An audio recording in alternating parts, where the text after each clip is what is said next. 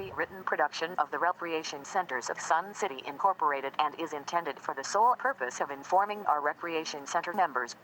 Any duplication, copying, transmission, broadcast, or use, including electronic and social media, is strictly prohibited without the prior written consent from the Recreation Centers of Sun City Incorporated. Thank you for watching.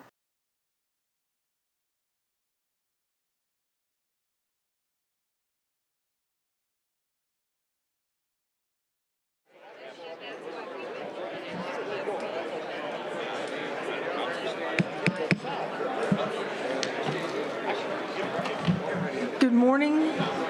I call this Board of Directors meeting to order and ask that you rise for the Pledge of Allegiance.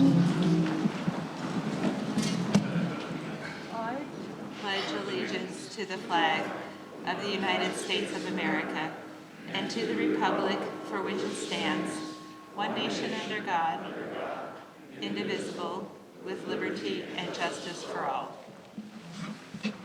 Thank you. Please be seated.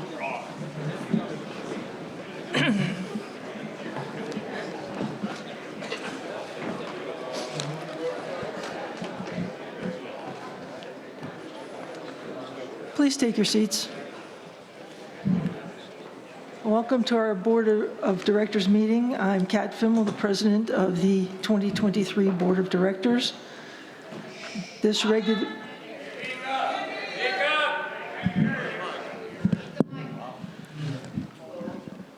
Do I have to yell into the mic? Okay. Let me once again welcome you to our Board of Directors meeting. I'm Kat Fimmel, the President of the 2023 Board of Directors. This is a regular meeting of the Recreation Centers of Sun City Board of Directors, and it's audio and video recorded by the RCSC management. Please be advised that there is no recording by any persons of this meeting. Please take out your cell phones and other electronic devices and put them in the silent mode. I will try at the end of the meeting to remind you to turn them back on. Now I'd like to introduce, who's timekeeping? Steve. Okay, Steve, Director Collins, you're going to do the timekeeping today? Yeah, I was just looking for the card. Is it on the top of the timer? Oh, thank you. On top of the timer. I need no stick timer. I agree.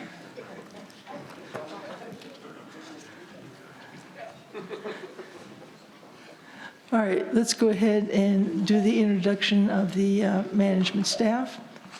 We have Interim General Manager Kevin McCurdy. Morning. Mike Whitbrew, the Director of Buildings and Infrastructure.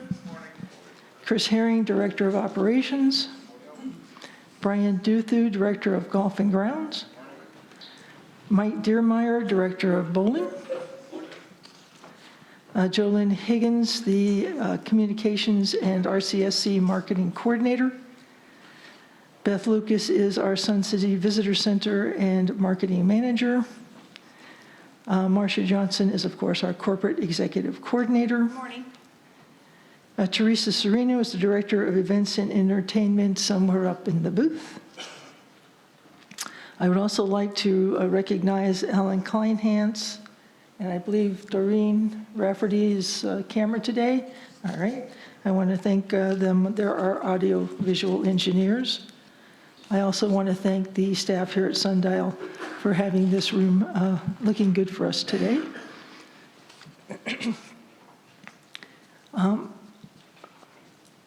And of course, I want to take a moment to recognize any RCSC members who are here today for the first time. Okay. Now, the first item of business is the roll call vote of the members for quorum. Secretary Totten. Good morning. President Fimmel, Good morning. Vice President McAdam, Good morning. Treasurer Fast, Good morning. Director Ruff. Present online. Ah, Director Darbett, Good morning. Director Nichols, Good morning and in person. Director Nowakowski, Good morning. Director Collins, Hello, everyone. and I am here. I'm Secretary Totten, and I'm going to tell you, this is wonderful. I hope you all come next month, too. Sir, Secretary Totten, will you confirm that we have a quorum? Yes, we have a quorum. Thank you. Okay, before I begin the agenda items, I do want to ask for 2 changes, if possible, in the agenda. The first is to move the item that's currently last on the agenda to next to last on the agenda so that we can get Ms. Totten's motion in before we take on the final motion of the day. Is there any objection to that? No, I'm going to put Ms. Totten's Communications Committee. Yes. 4 motions, yes, ma'am. Thank you for clarifying that for me. It's actually going in front of 4 motions, and that would be the 4 last motions for the day. Is there any objection to that? Okay, no objection. And the other item is management has asked for the Recreation Center's report to be placed just before the final 4 motions, because it's going to address golf.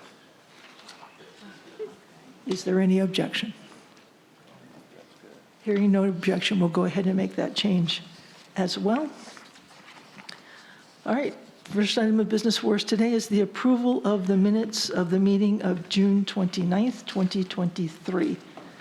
Are there any corrections, additions, deletions? Okay. Without objection, the minutes will be placed in the record as is. Next is the treasurer's report.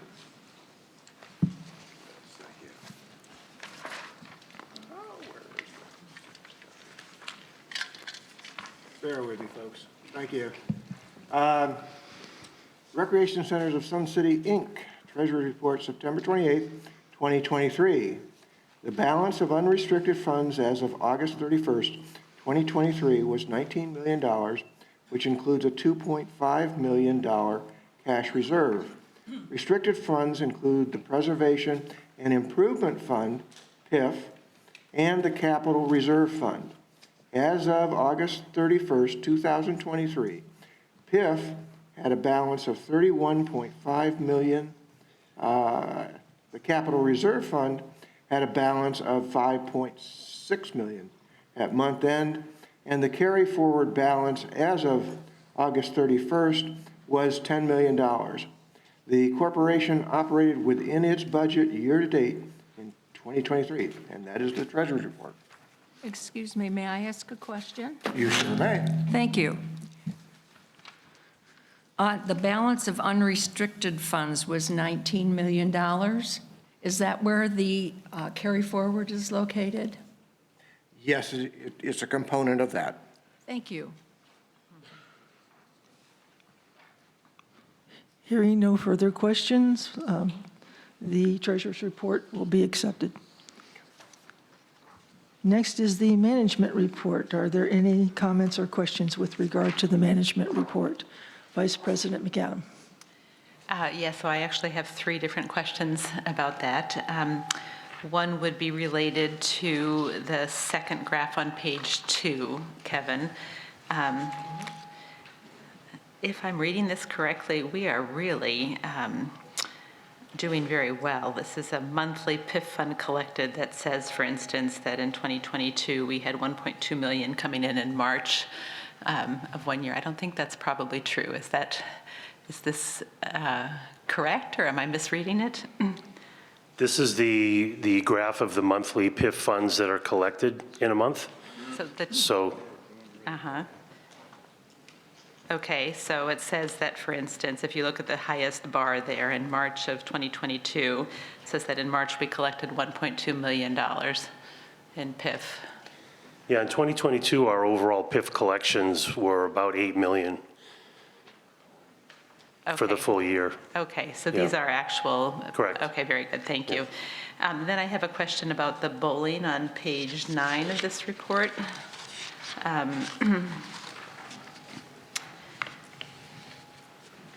So it's actually on pages 9 and 10, just looking at the bowling lineage. And maybe Mike would like to respond to this, but when you sort of follow the colors along and look at what proportion of the total lines bowled and on the next page of the total bowling revenue comes from which sources, it looks like it looks as though the largest increase by far has come in that dark blue category of open guest. And I guess I'm just questioning, what does open guest actually mean? Are these people who are coming in as guests of members, or are these just sort of non-member people who are coming in to play? Non-member folks that are coming in. What we do, and Mike, if you want to talk to this, but I'll try to cover it. We allow non-members, public, to come in during open bowling, and if there are open lanes, they're allowed to bowl. If there are card holders, members that are waiting for lanes, the non-members are put in the back of the queue. So our intent is always that open lanes go to members first.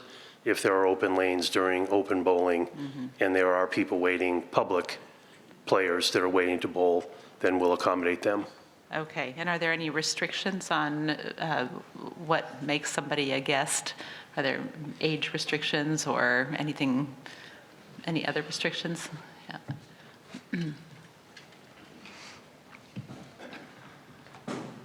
So today we're going to do a rewrite of the bowling policy to kind of adjust the way we've been operating, because I've already put some changes into place. The one part that they didn't change, that bowling historically has allowed 55 and plus to come bowl. It kind of unrestricted. Sun City West closed for 6 weeks because they replaced their bowling lanes. That's why the big jump in August. So they were coming over, but with our changes and actually having those people informing them that they will lose their lane if a member came in for the lane, we didn't turn away any members in the month of August. Okay, all right. Okay. So, but you're expecting that proportion will diminish as the Sun City West lanes reopen? They're back open again. I met with their director Saturday, Okay. or last Friday. I thanked him for reopening. Okay, thank you very much. Okay, and then finally, my third question relates to the center's operations on page 10. Kevin, this is this summer we made an adjustment to the opening hours at 2 of our centers on Sundays, opening them earlier, either at 5, I think, at Bell, or at 6 at Marinette. And thank you for tracking the numbers of people who took advantage of that. I'm just curious about what the significance of this is in terms of future Continuing policy, or after even Labor Day. originally, I think the agreement was this was going to be true until September 23rd, and we still have a few 100-degree days ahead of us. I'm just curious about what the significance of this might be for. I'm going to delegate like a true leader. Chris, you want to take that one? Okay. Madam President, Madam Vice President, Board, since we've just finished up the timeframe this week, what we had committed to do was to evaluate that and determine what we would do next summer. We are at a point where the temperatures are much lower at this point. So at this point, we didn't have plans to continue that past the pilot time period as we go into the fall shoulder months, but certainly it can be considered. But we would look at those numbers for next year and look at expanding those hours. I think the numbers are probably compelling enough to do that. Okay. Is the September 23rd end date for this year correct? Yes. Yeah. Okay, so that means starting now, there's no early hours at either Marinette or Bell? Correct. It was a 24th Sunday. Okay, all right. Yeah. Thank you. Chris? I have a question. Oh, Chris? How expanded are the hours from, what's the normal opening time versus? Our traditional Sunday operating hours on Sundays for all centers are 8 a.m. And they go till either 7, 8, or 9, depending upon the time of year and the size of the center. And so all of the remaining centers, other than Bell and Marinette, continue to open up at 8. Bell opened up at 5, its regular opening time for the other days of the week, and Marinette opened at 6, which is its regular opening time for other days of the week. Thank you. I just wanted to ask you how many staff were impacted by opening early? Well, all of our staff were impacted because we rotate our Sundays. And so as staff were assigned that Sunday time, they would have been impacted to coming in early. We did add another shift because that additional time created for some longer shifts. So we added a mid shift. And what that meant is more staff were on the rotation. Did it hurt? We made it through. Staff might have been a little bit less enthusiastic about it, but they adapted, and like they always do, they provide the customer service that they need to when cardholders are there. Thank you. Mm-hmm. Any other questions? Okay. There being no corrections or additions to the management report, it is accepted. Next up is, we just accept the management report. We're going to move on to a committee recommendation. The first item of business is a motion on behalf of the bowling committee. All right.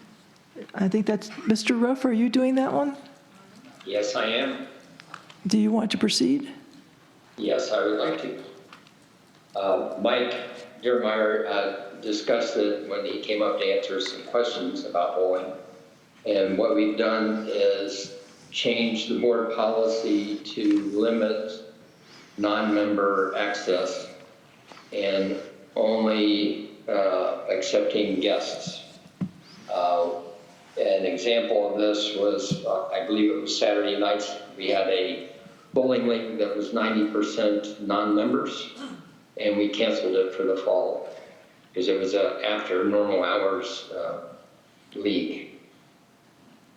So if they, as Mike talked about, there's an open lane and non-member comes in, they're going to have to be a guest if they want to bowl in the future. And it's there. I made an error when I sent this copy to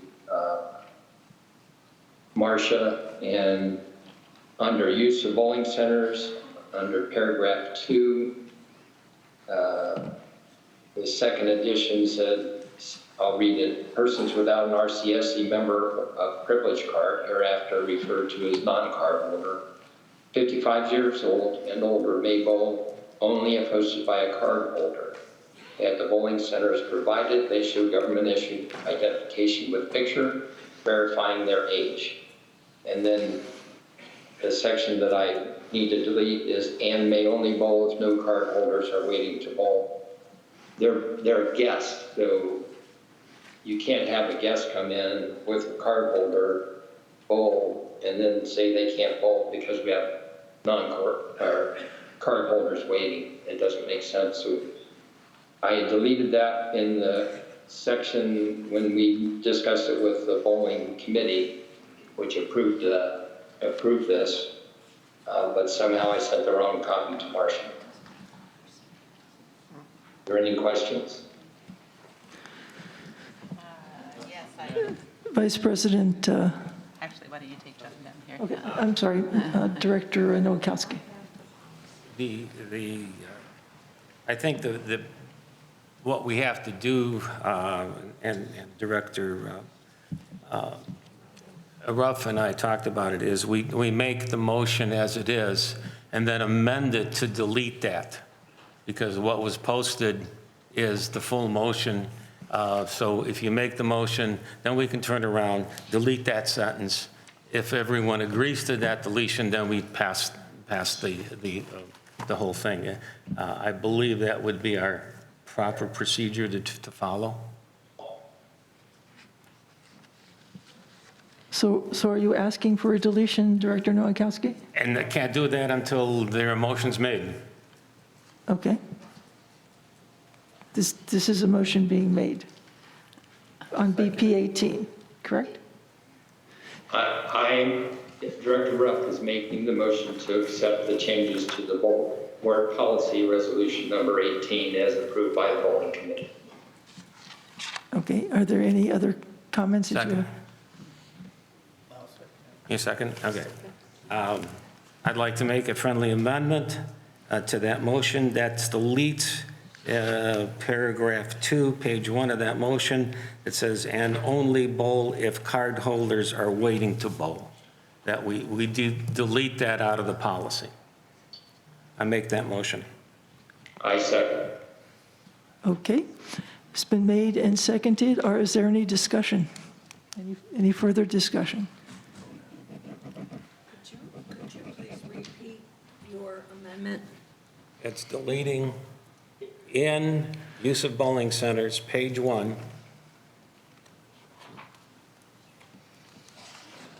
Tab 4. Hang on.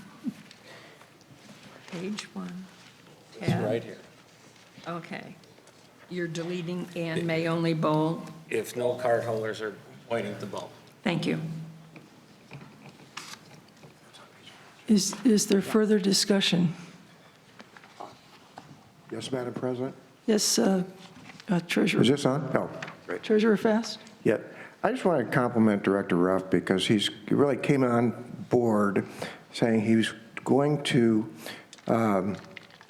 make this a member organization where members are first. And he's a man of his word.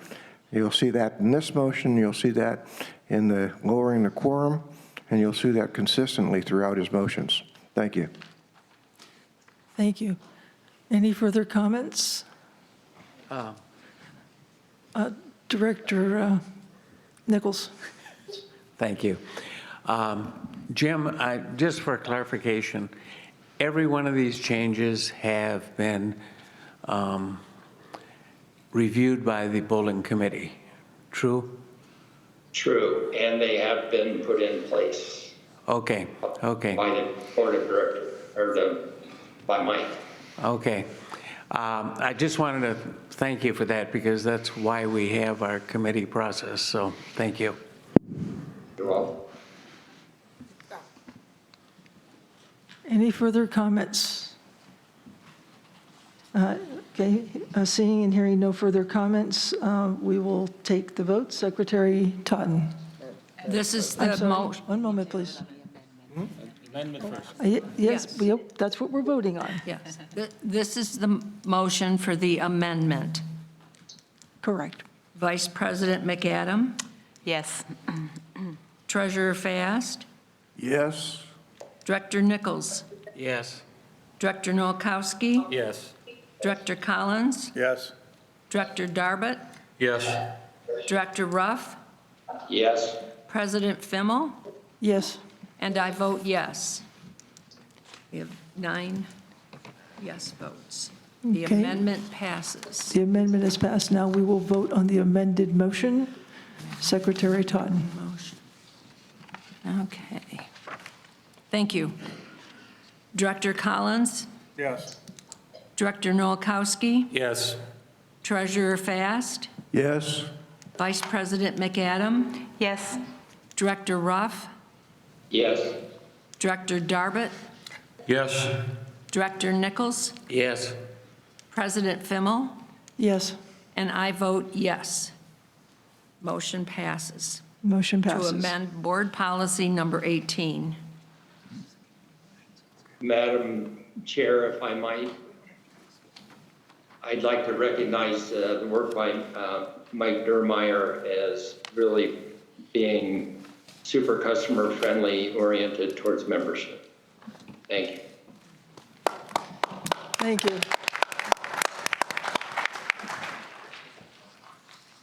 Okay, we'll move on to second readings.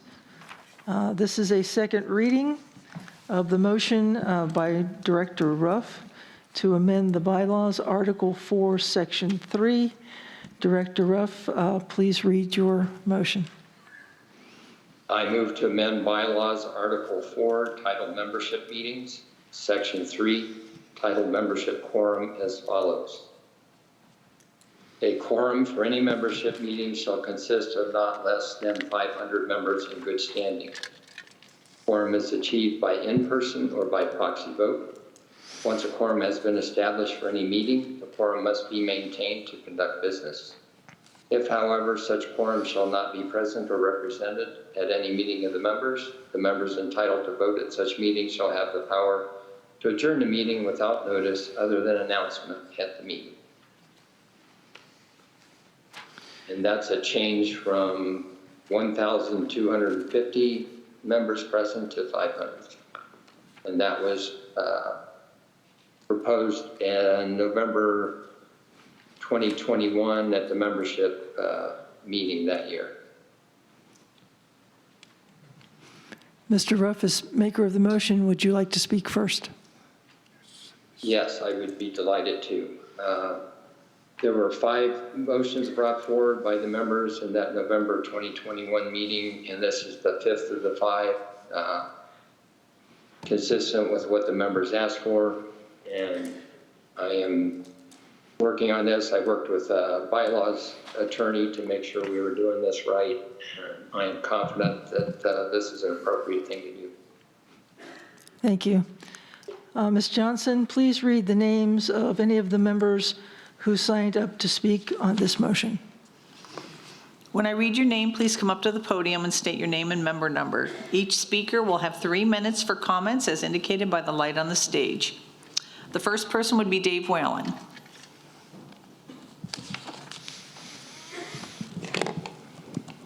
Good morning, everyone, and to Jim Ruff. Seems like old times. I was on the bylaws committee, and one of the contentious issues that we argued for over 3 months was lowering the quorum. We kicked around numbers for ad infinitum. We agreed on 800, which I thought was a reasonable number.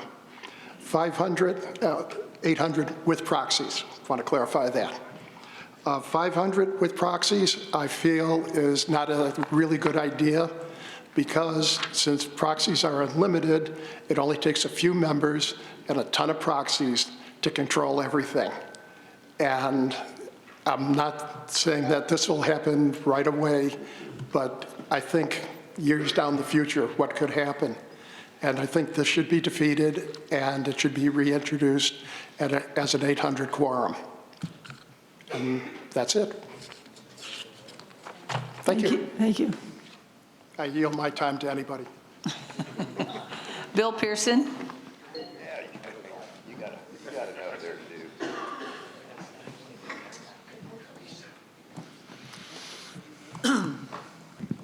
to do.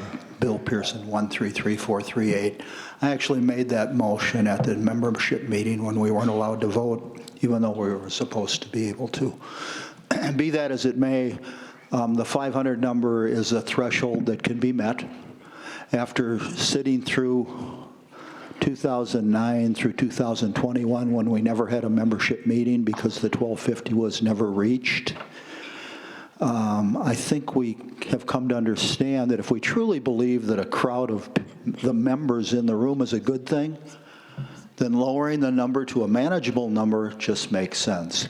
In conjunction with the other proposals that are to come, or other motions to be made to clarify exactly what a member's rights are, what they can change and what they can't change, all fits together. It's a puzzle.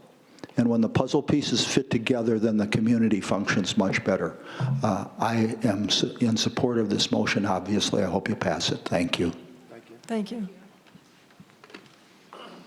The next person is Bob, and I can't read your last name. Lozman or Lo something?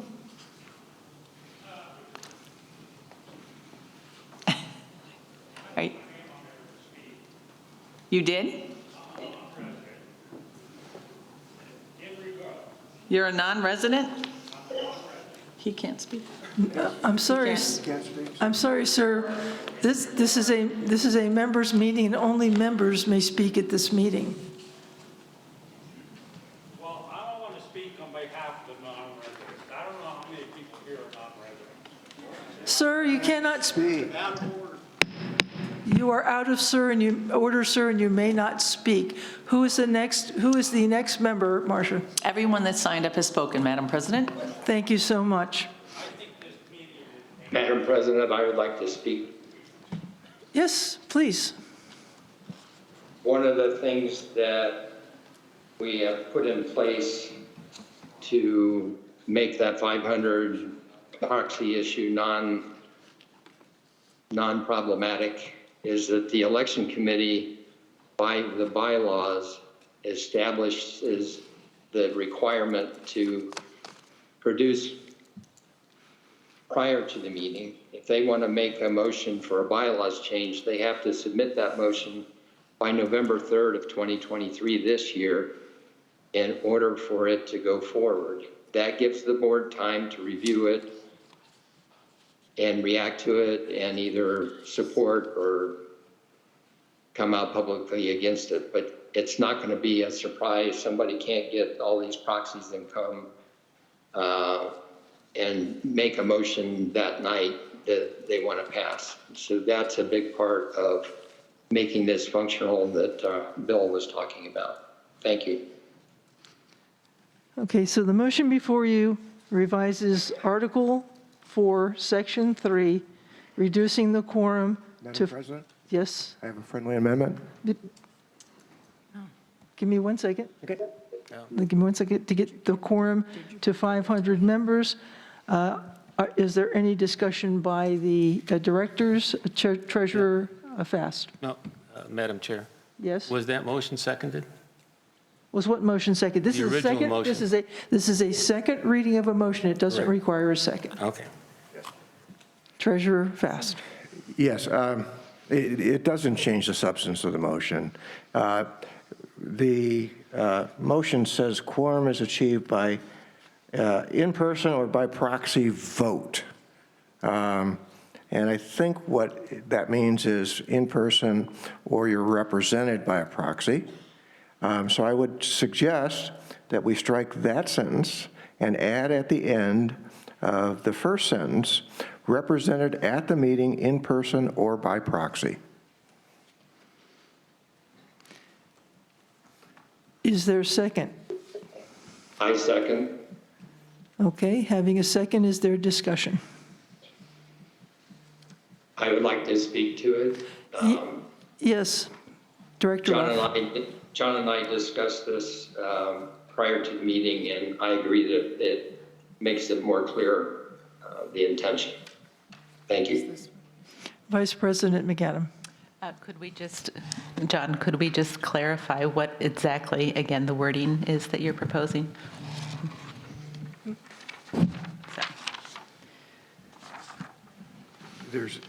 Ignore the last paragraph. So would you like me to read this on your behalf? I can read it.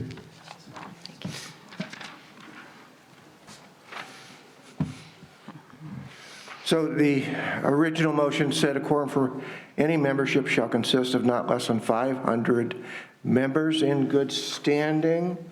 Quorum is achieved by in-person or by proxy vote. I'm combining those first two sentences to say a quorum for any membership meeting shall consist of not less than 500 members in good standing, and adding the words represented at the meeting in person or by proxy. Do we have additional comment to this amendment? Hold on 1 second. Director Collins. The first part of that, you're saying that not less than 500 members, and you're not talking about proxies at that point. It sounds like if you're talking the 500 members only, and then to get the meeting meeting the quorum. Yeah. Could I respond to Director Collins? Treasurer Fast. Director Collins, the language that is changed merely indicates how they're represented at the meeting.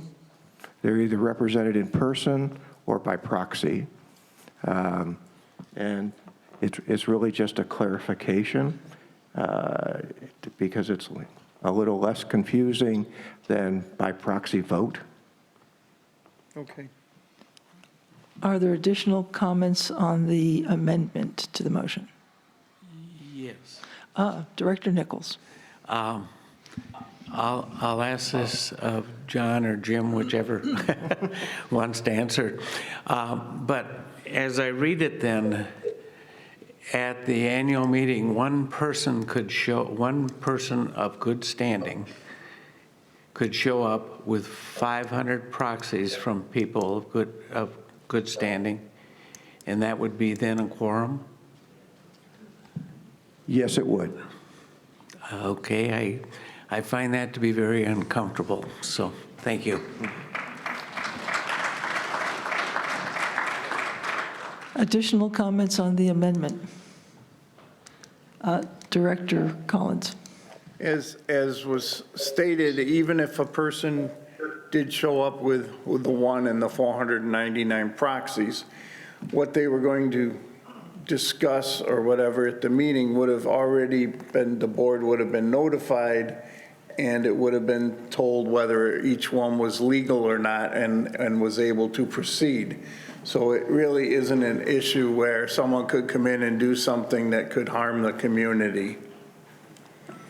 We're starting to move away from the amendment. Are there any more comments or questions about the amendment?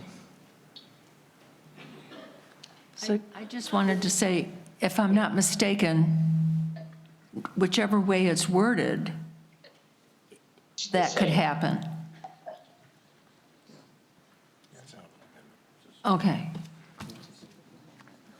Yeah. Again, let's consider this amendment to the motion. Are there any other comments to the amendment to the motion?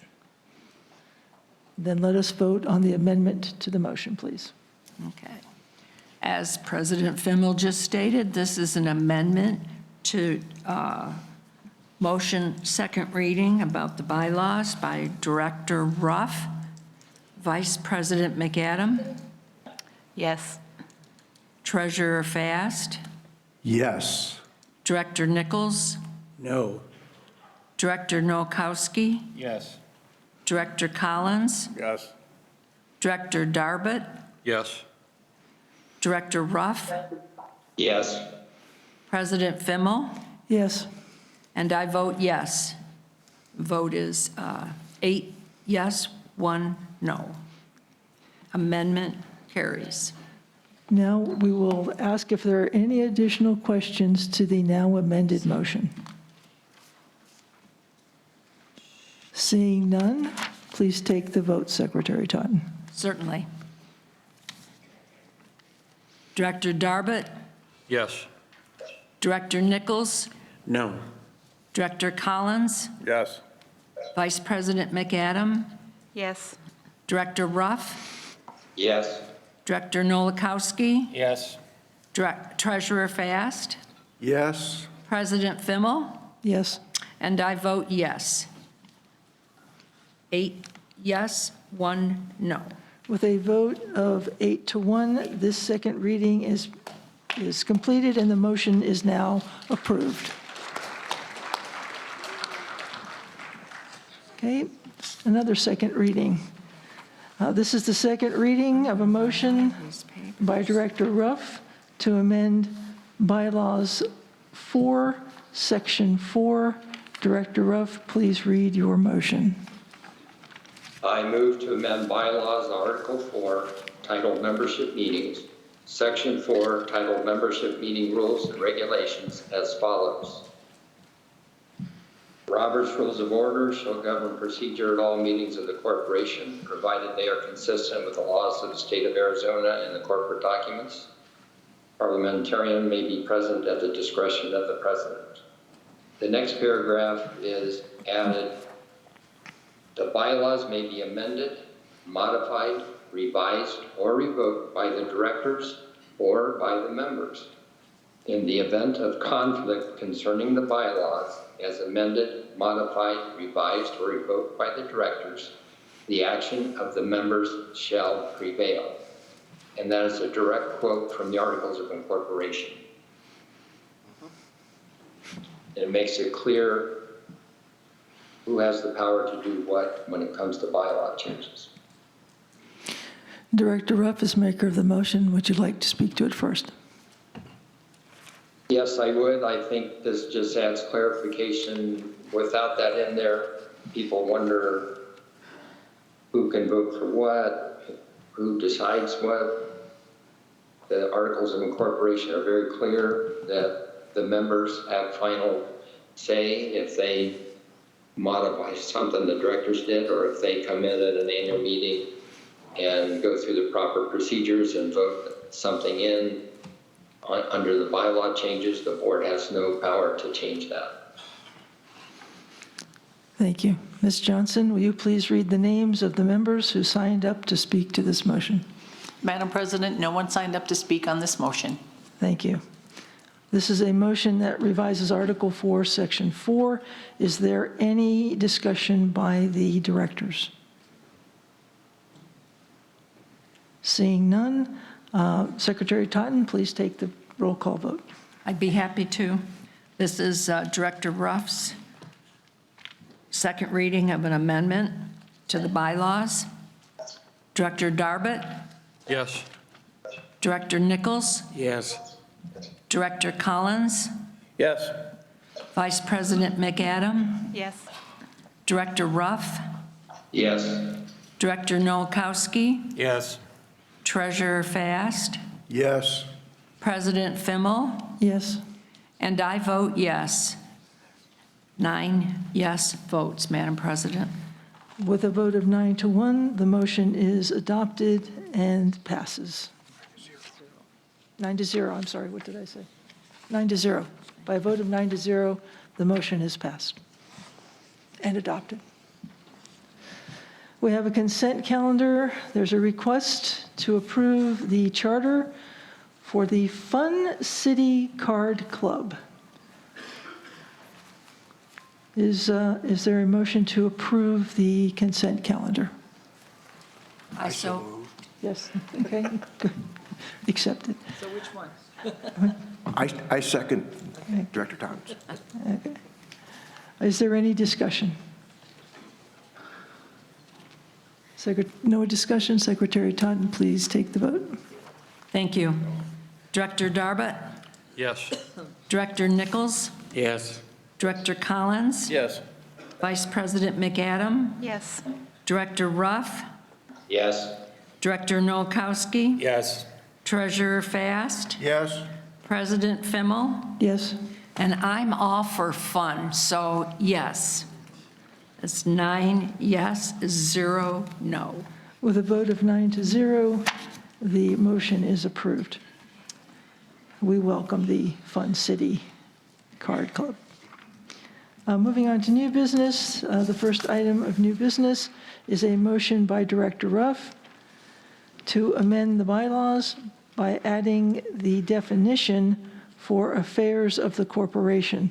Director Ruff, please read your motion. I move to amend bylaws section titled Definition for Bylaws by adding the following definition for affairs of the corporation. Affairs of the corporation refers to all activities and operations. It encompasses everything the corporation is doing under the Arizona Nonprofit Corporation Act, Section 10, 3801, paragraph B and C. Meaning, unless something is specifically carved out in the Articles of Incorporation or other documents for the members to manage, then it shall be managed by the Board of Directors. Is there a second? I second. There is a second. Director Ruff is maker of the motion. Would you like to speak first? Yes, I would. This came up as a question as we were doing the other 5 motions by the members from 2021 of the bylaws or the articles of incorporation. The bylaws say the board has the responsibility to take care of the affairs of the corporation. And the definition that I brought forward came directly from the Arizona Nonprofit Corporation Act. So as to clarify for everyone what that means. And basically the affairs of the corporation is everything the corporation does, period. So the one thing that's carved out in our articles of incorporation is that bylaws change we just made, that the board members have the right to make the final decision on the bylaws change if they so desire. What? Jim, did you just say that the board has the right to make the final decision? No, the members have the right to vote, and their vote is non-changeable by the board of directors. Okay, thank you. Jim, I'm going to ask you to do that one more time, please, just to make Okay. sure we have clarity. All right. The affairs of the corporation is the definition from the Arizona Nonprofit Corporation Act. It basically means the affairs of corporation is everything that the board does business-wise. It speaks to what can be specifically carved out. In our articles of incorporation, the only thing that is carved out is that bylaws section that we added to the membership meeting rules and regulations that says the bylaws may be amended, modified, revised, or revoked by the directors or by the members. In the event of conflict concerning the bylaws as amended, modified, revised, or revoked by the directors, the action of the members shall prevail. Thank you. Very clear. Thank you. Marcia, please read the names of any members who signed up to speak on this motion. Madam President, no one signed up to speak on this motion. Thank you. Are there any discussion by the directors? John Fast, I think, had a motion to modify the definition a little bit. Yeah, Jim, just to clarify, do you want me to make that motion? Yes. Yeah. And a motion, I make a motion to make a friendly amendment to Director Ruff's motion. And that amendment is? The amendment is, again, wording, but it's, the motion would be, I move to amend the bylaws definition section, because it's not titled per se, by adding the following definition for business affairs of the corporation, because that's the term that's used in the reference paragraph. I would strike the A and put as 1 because they're numbered. So it would be number 1, and then all succeeding definitions would be renumbered. Then the definition would read, business affairs of the corporation, in quotes, all cap, is defined as all matters conducted by the corporation, excluding amendment of the bylaws that are not in violation of its corporate documents or the Arizona Nonprofit Corporation Act in effect at the time the matter is conducted.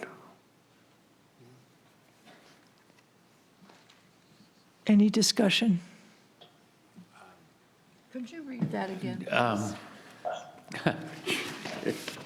One second, please. We're going to have that read again. Yes, sure. So the friendly amendment is to, I move to amend the bylaws definition section by adding the following definition for business affairs. So it adds the word business in caps in front of affairs. It changes A, the lettering, to 1, which the definitions are numbered in the bylaws. And it says, business affairs of the corporation, in quotes, all caps, is defined as all matters conducted by the corporation, excluding amendments of the bylaws that are not in violation of its corporate documents or the Arizona Nonprofit Corporations Act in effect at the time the matter is conducted. In other words, all legal matters that the board conducts are not the subject of the 500-member objection or whatever our process is, but certainly the bylaws are amended, can be amended by the membership, and the membership word is final. Director Nichols. Having had no conversations with my fellow board members on this, let's just use the example of at the annual meeting, the membership said we wanted to abolish all card clubs. I'm just using that as an example. Sure. Would that mean that that would prevail? Can I answer that? Yes, please. Director Ruff. That I don't believe is in the bylaws. And I don't think anybody's going to come in and do something like that. And once again, they have to give prior notice, and we would have time to address it. And if a bunch of members come up and want to change something that the board has done or want to do something that the board doesn't want them to do, they have the right to do that, whether we like it or not. Thank you. Thank you. Mr. Director Nichols. As a follow-up question then, I use the example of a card club, but it could be then used for many different types of activities. And I guess I would be concerned that like a number of people, because of current issues that were going on. Director Nichols, again, we're moving away from the amendment to the motion. No, I'm trying to give an example, is maybe the card club would be facetious, but maybe it could be, if there was enough emotion, maybe to eliminate golf. And I'm sitting there saying, I can't. But that's part of Director Ruff, Director Ruff just responded to your concern and expressing that mechanisms to avoid such issues. We need to stick with doing the motions here, and right now we have a motion before us which has been amended, and what I'm looking for is discussion about the motion. And I will ask a question, Treasurer Fast. Yes. Is there any legal distinction between the state's definition of affairs and our conclusion of calling it business affairs? Is there any distinction? I don't know that that distinction is set out in the bylaws. It's called business affairs, so it's to make it consistent with what the bylaws references. I can't give you a legal opinion on whether business affairs and affairs of the corporation. I'm not licensed. I retired. I'm done with doing that. So from a common sense standpoint, no. But if there were $100 billion, would you get a lawyer to argue the case? Yeah. Okay, thank you. There's a question. Yeah. Director Collins. I'm wondering if we can table this until the next meeting where we can get clarification on all these topics. If I may. Director Ruff. This is the first reading, and I think we should pass it today, and then you have time. If there's a problem, we can fix it at the next meeting, rather than tabling it. Madam President. Okay. Going back to the amendment to... Stop. Okay, sorry. So just for clarification, I think we're still just voting on the amendment, right? That is And then correct. so we're just voting to amend the wording, and then there will be an opening for a discussion on the amendment. So Director Nichols, if you on the choose to motion. make your argument then, it's not at this stage where we're just talking about amending the wording, right? Because after that, we come back to a fuller discussion then of the amended motion. Correct. Okay. So, May I make a comment on the amendment?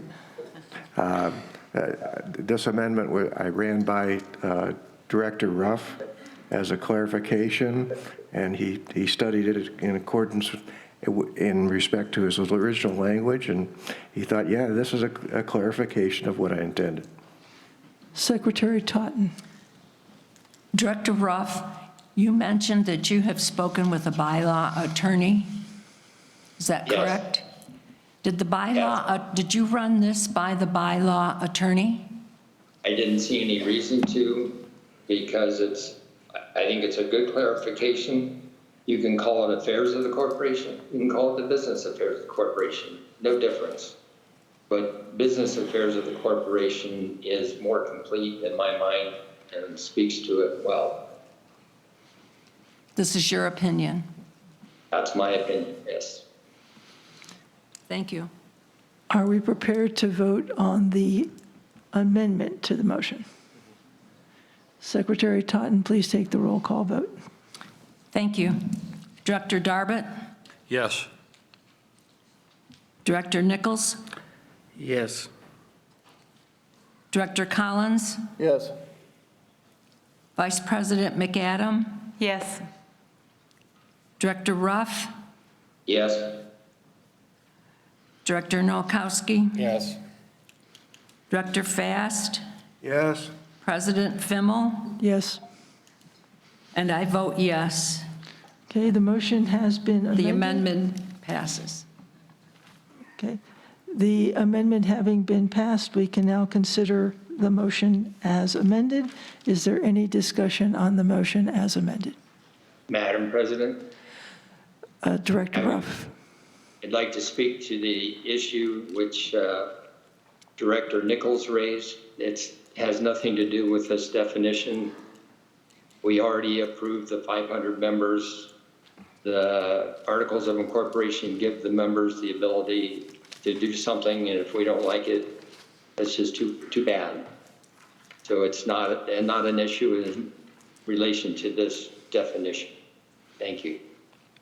Is there any further discussion by the directors? Vice President McAdam. Sometimes just a little story or a historical reference helps to bring clarity to this, and I would just like to go back to that December 13th meeting in 2021 when the membership met the quorum for an annual membership meeting for the first time in 12 years. And during that meeting brought forward five motions, 4 of them, which were requests to change the bylaws.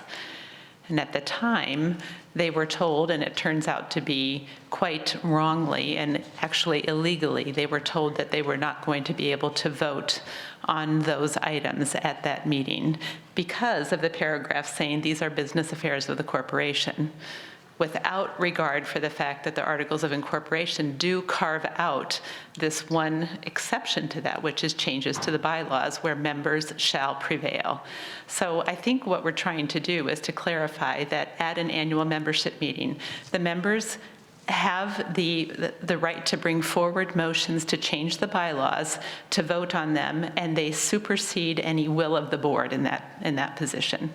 However, there are other items that don't address the bylaws that are encompassed in the business affairs of the corporation. For instance, if somebody came and said, we just want to shut down the Grand Center because it's too expensive, for instance, that's not a bylaw that exists. That would be a reference to the business affairs of the corporation. And at that point, the board would be reserving the right to listen to the membership, to listen to their arguments, but then to take that for further study by the board. I hope that's clarifying. Thank you. Thank you. Are there additional comments by the directors? Okay. We have Director Nichols. I guess since Director Collins decided to withdraw it, but I'm going to make a motion to table this motion for further discussion. I think that it hasn't been discussed well, and I think it needs to be looked at very carefully because these documents are important and something that is going to impact everyone in the future.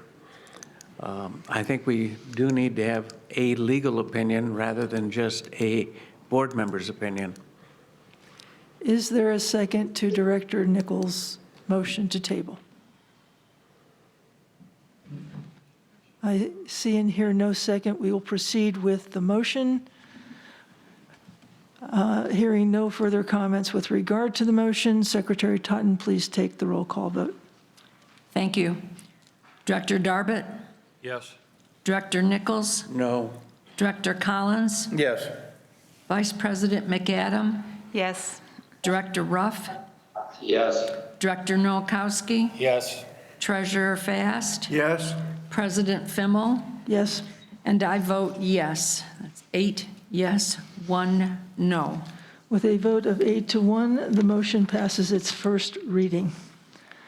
We will move on to the next motion.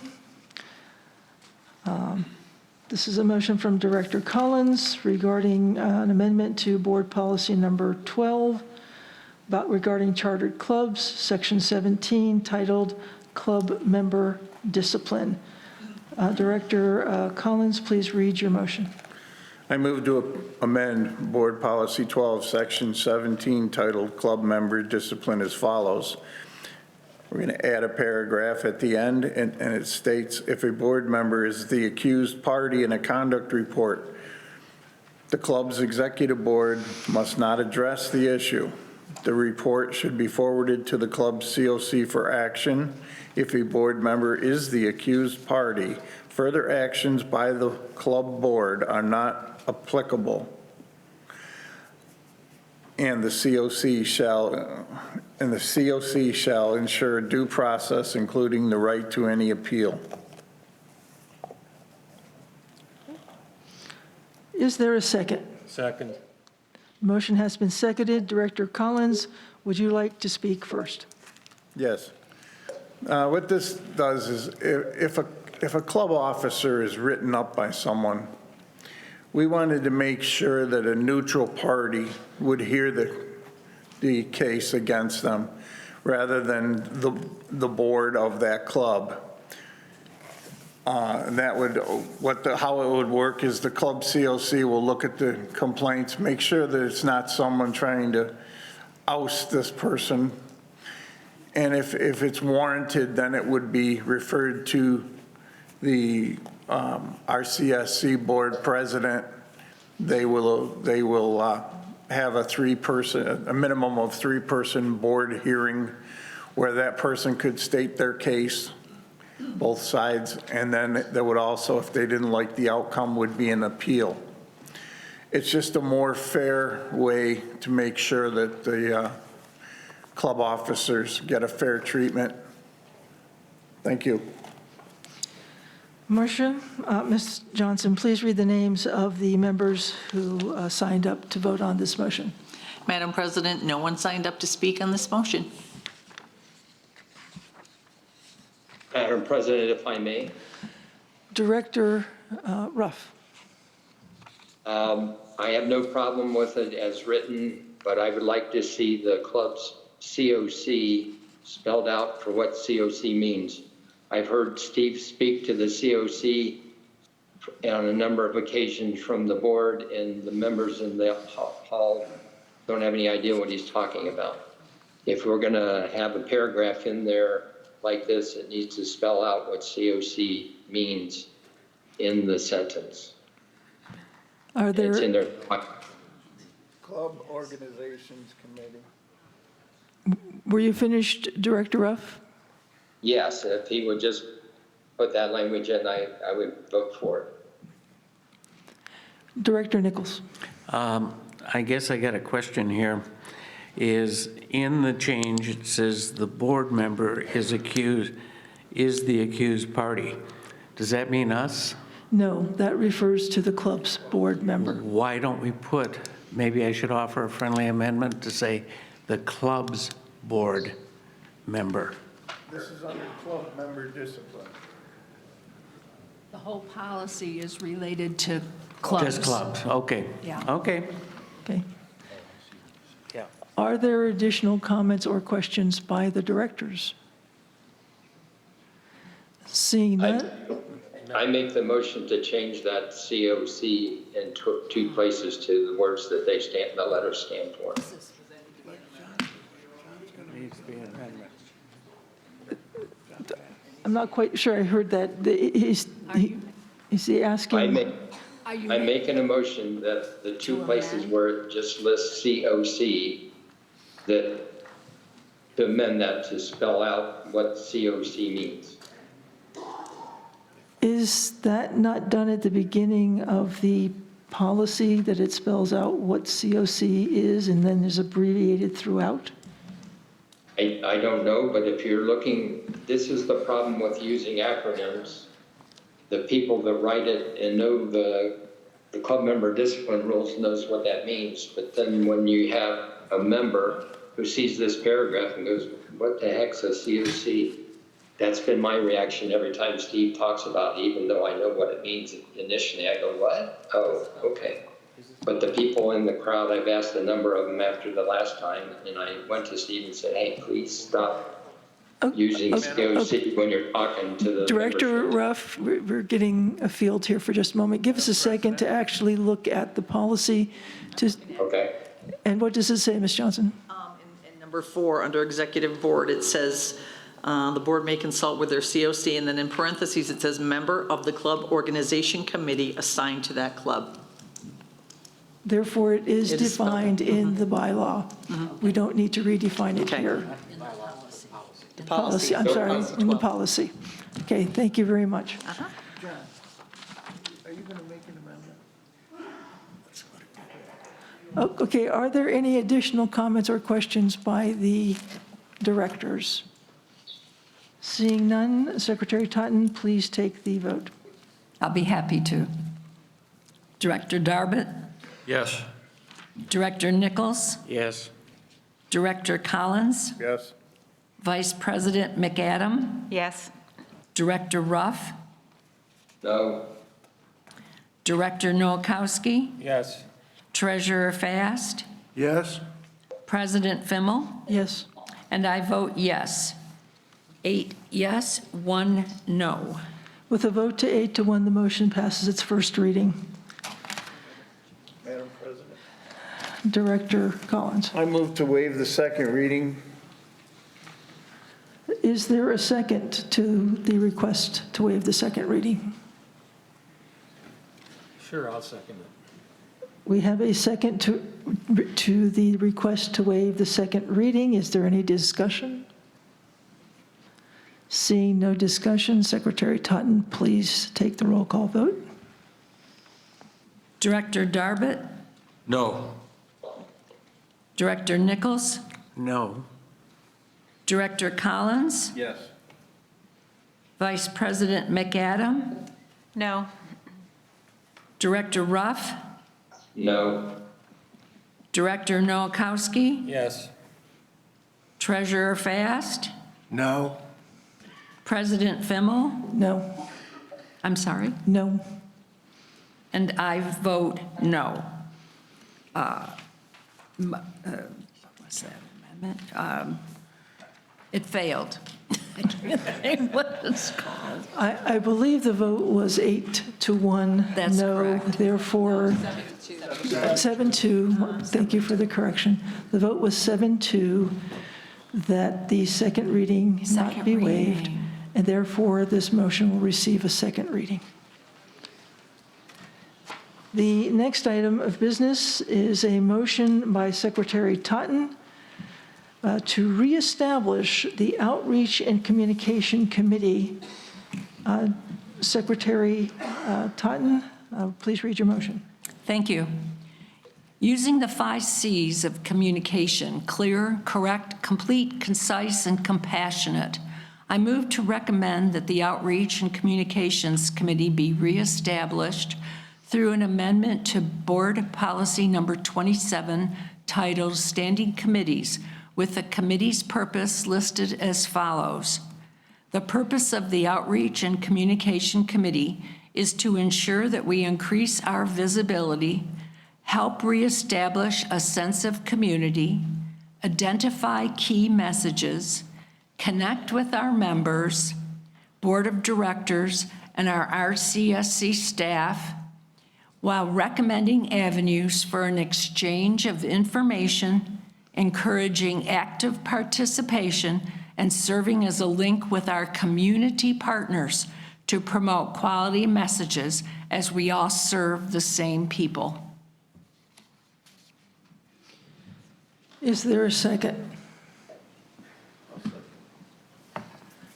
The motion is seconded by Director Collins.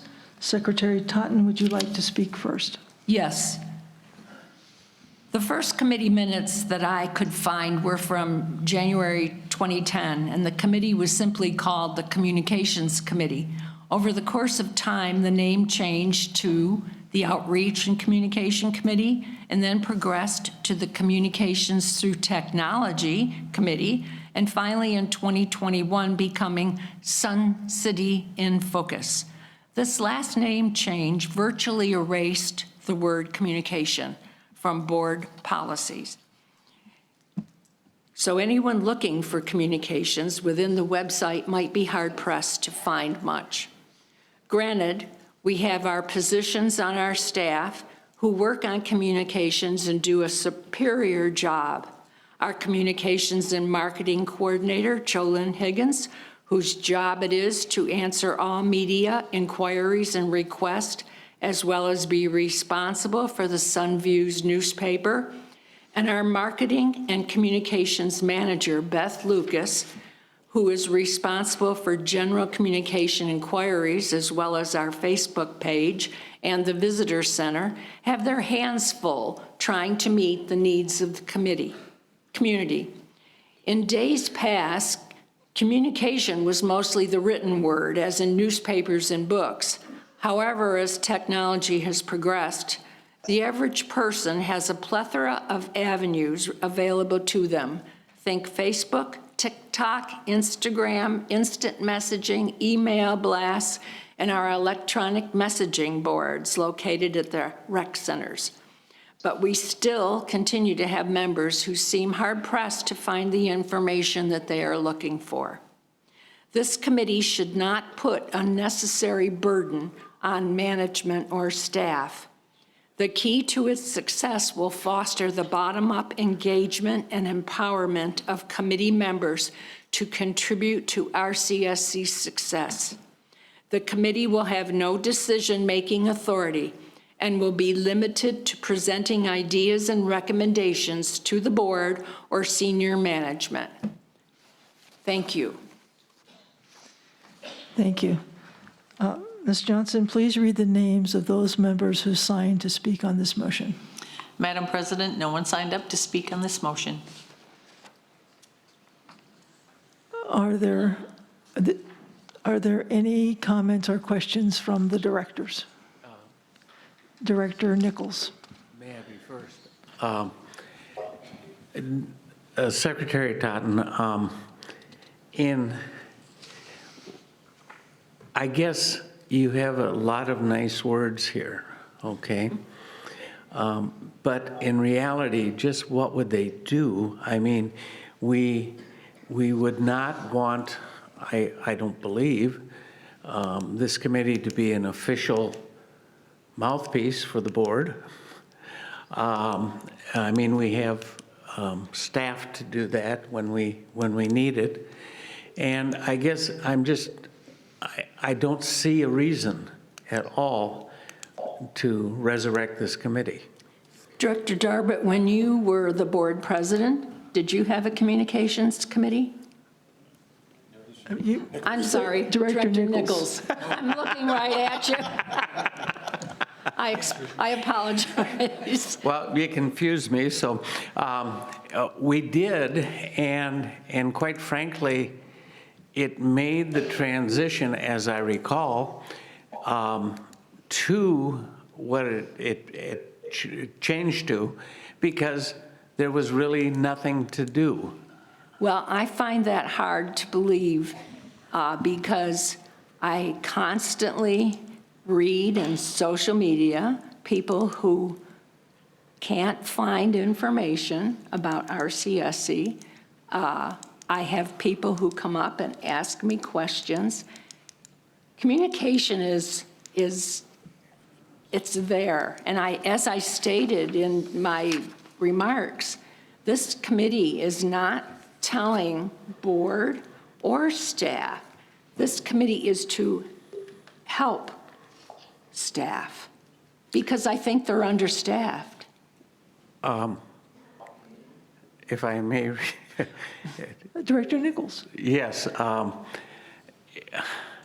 When you mentioned social media, I'm not a fan of social media, but that's me. I do see some of the social media things out there, and quite frankly, I don't think some of the social media stuff even merits a response. Here a few weeks ago, there was somebody that wrote in one of the social media things, and my wife happened to tell me about this, so, that we ought to have cabana boys. Maybe I should be more politically correct and say cabana people at all of our pools to serve drinks. And I mean, unless this committee is going to be meeting on a daily basis to respond to all the social media comments, shall we say, I really don't think that we need to, I mean, I don't see a reason for it, so, but that's me. If I might comment for a moment, I'm sorry that you don't like technology very much, especially since you're the chair of the Technology Committee, but I won't go there. Excellent. Thank you. But you raise a good point, and that is that perhaps part of what this committee can do or should do is make the transition between what is communications today and what is communications tomorrow. And they could probably work very effectively with the Technology Committee because you're doing a fine job down there. You know, maybe what we might need to consider with this particular committee is having a committee that reflects the transition that we're undergoing from what was to what will be. And I'm looking right at Ms. Lucas, who is a website expert and knows exactly what I'm talking about. We are bringing our community a little bit kicking and screaming into today's way of communicating. And so whether we like or care for us to do that by technology or not, I fear that as I look out at these younger faces, that we're going to be taken on the ride to technology and social media and communicating in various and sundry ways. And so maybe we need to reflect on that for a few minutes about what this committee could do, given enough opportunity. And I don't want us to get hung up on what we're calling it, but I suspect partially, and I don't mean to speak for you, Secretary Totten, but I suspect partially that is what you had in mind. That is correct. Director Nowakowski. We had the committee before. It died a slow death for whatever reason it did. I have no difficulty saying, okay, let's try it. Because if it doesn't work, it'll also die a slow death. That's what happens to committees that all of a sudden aren't productive. You know, I'm one of the gray hair people that gets very confused about social media. I don't do any of it, mainly because it takes up too much of my time. I'm sorry. I could spend 4 or 5 hours a day looking at social media and not get anywhere farther or know anything more than I know now. Unfortunately, the internet has a lot of facts. Some of it's even true. It's amazing.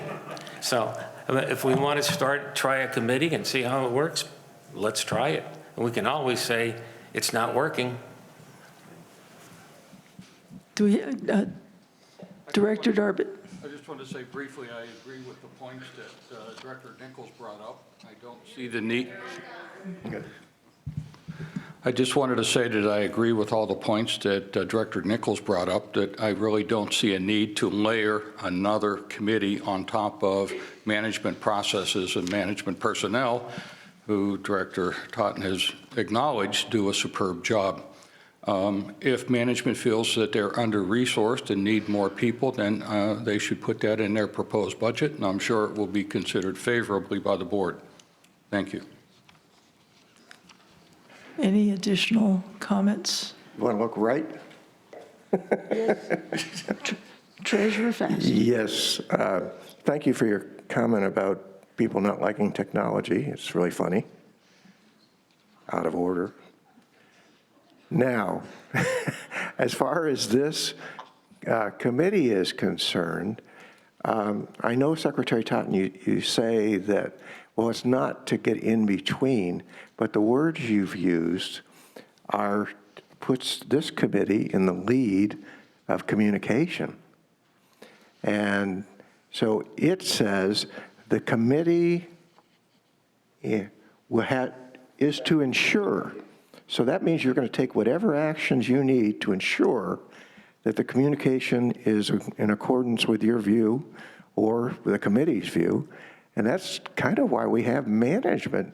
And so I just see this as kind of layering another layer onto an already confusing case. And I know folks want to get on to the golf motions.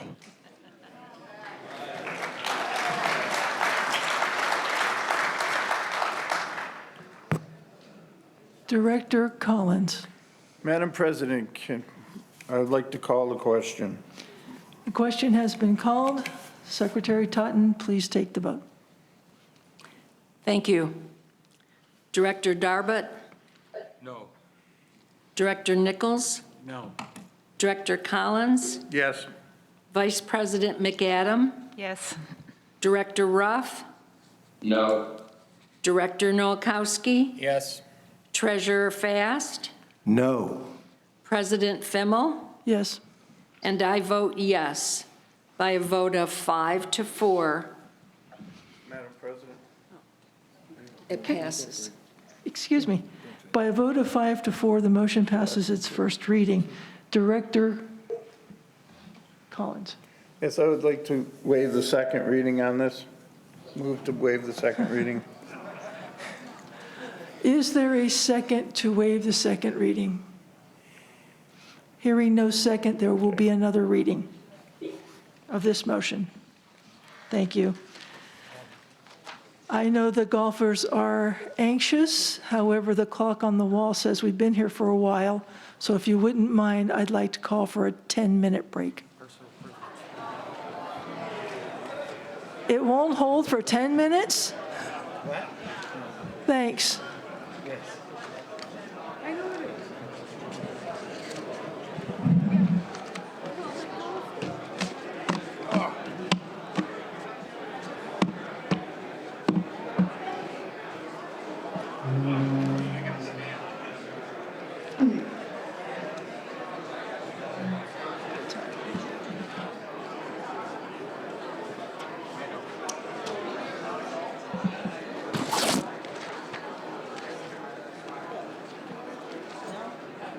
By the way, since I'm doing such a great job on the technology committee, I resign. If you're going to make fun of me in public, I'm not going to take it. Gotcha, sir. Gotcha.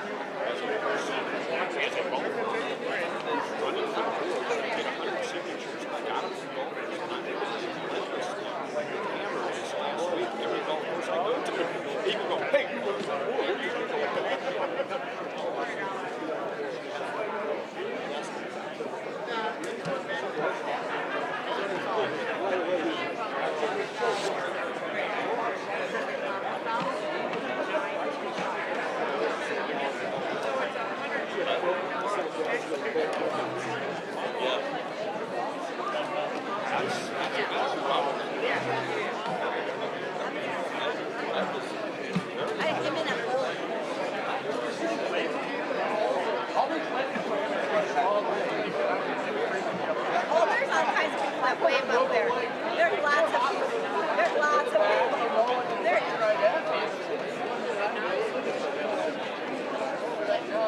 lots of people wave. Yeah, lots of people. Oh, so you were inside. Not getting any. I thought I saw one.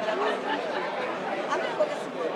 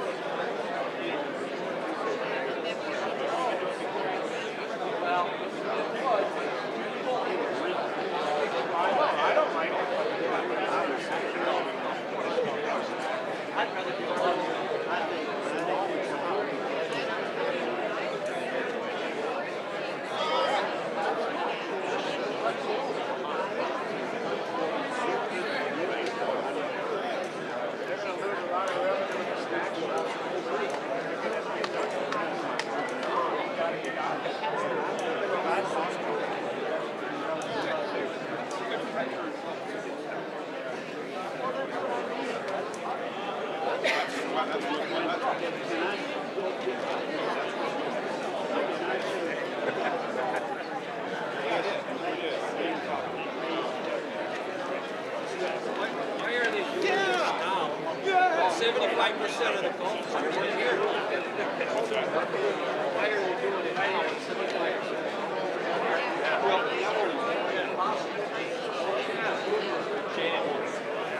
I think we can go home. You want to get rid of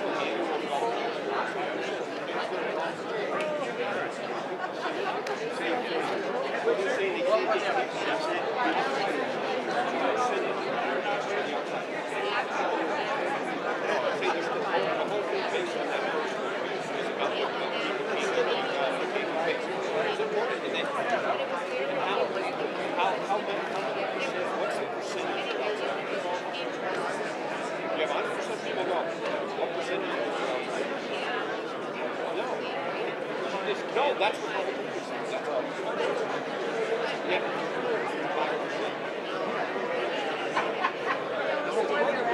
But it also should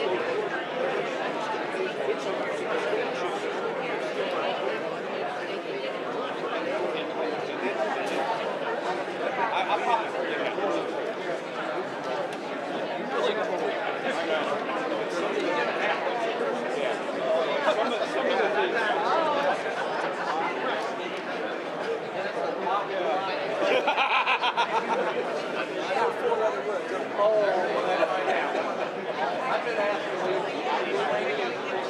that's awesome. I've been still at it. You're going to watch this on YouTube.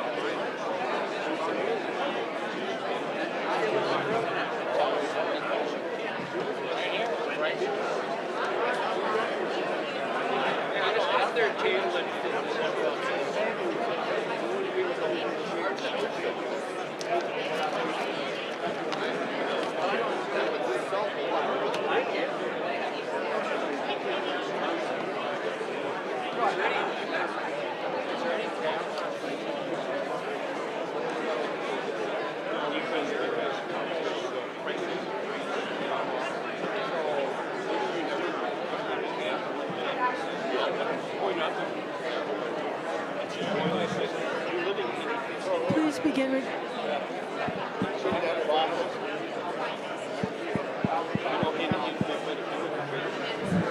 Please begin returning to your seats.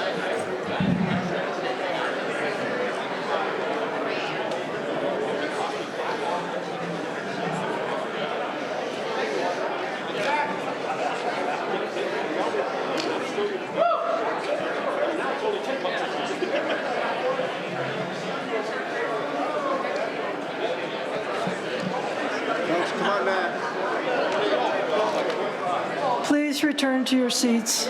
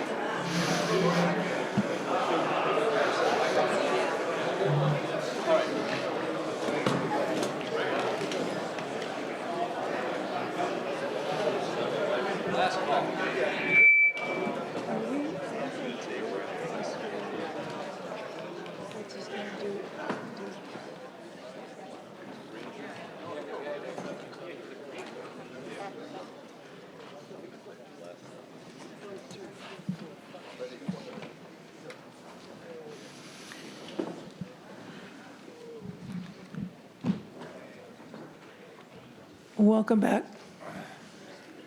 We've taken a quick look at the sign-in sheets of those who want to speak on these issues that are coming up. I'm going to turn it over to Vice President McAdam for a moment to talk about the logistics of doing that. Yes, so this is obviously, the four upcoming motions are a matter of great importance, and we're thrilled to see as many people as are here wanting to be able to speak into that. As we look at the four individual motions that we have, there are 19 people signed up to speak to the first motion, 19 people signed up to the second one, 9 and 8 for number 3 and 4, which comes to 45 people at 3 minutes each is 135 minutes, or 2 hours and 15 minutes of member comment. So what we are asking you is that if you want to keep it that way, we're going to ask for a little bit of a referendum here, just by a show of hands.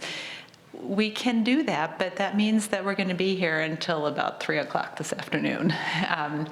So one alternative would be for us to ask people who come forward to speak, because several of these people have signed up to speak to multiple of the four motions, if not all four of them, to come forward and to make their statement on any of the four motions, but to restrict it just to a single turn at the microphone. So that's one issue that I'm going to ask for a show of hands in just a minute. Another one is that the motions that were presented, so these motions all have to be turned in to the board office 10 days in advance of a meeting. They're published 7 days in advance of the meeting, but sometimes there are adjustments that are being made, and there actually is an intention for several amendments to be made, and we think it might be a good thing for us to at least read to you what some of the amendments are without voting on them, because that might inform what you would be inclined to say. So rather than having you have your say and then hear what the board's response is, we just think it might be good to turn that around. And in addition to that, we also have a presentation from the director of golf that we think would be helpful and informative in this process. So, given that, let me just ask for a show of hands of how many of you would prefer to open up the floor when we open it up for member comment to anybody who has signed up, but with the caveat that you can speak to any of the four motions when you come to the microphone. So how many people would be in favor of doing it that way? Still only get 3 minutes to speak to all motions? Yes, we might be a little bit elastic with that, but basically, yes, that would be true. So let me just see that again. So, okay, the people that would prefer.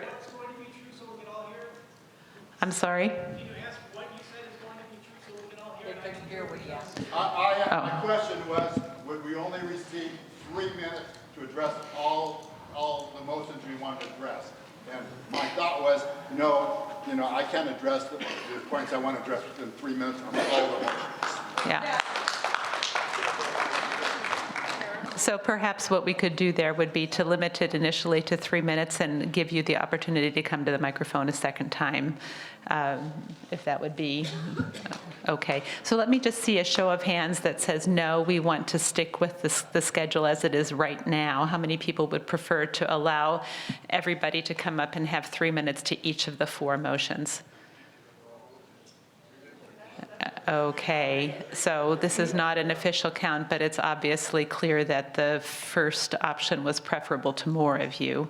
So if that's okay, then my recommendation would be to open this up for 3 minutes to any of the four motions, with the caveat that those who have more than 3 minutes to speak would have a chance to return to the microphone after others have had their 3 minute stab at things.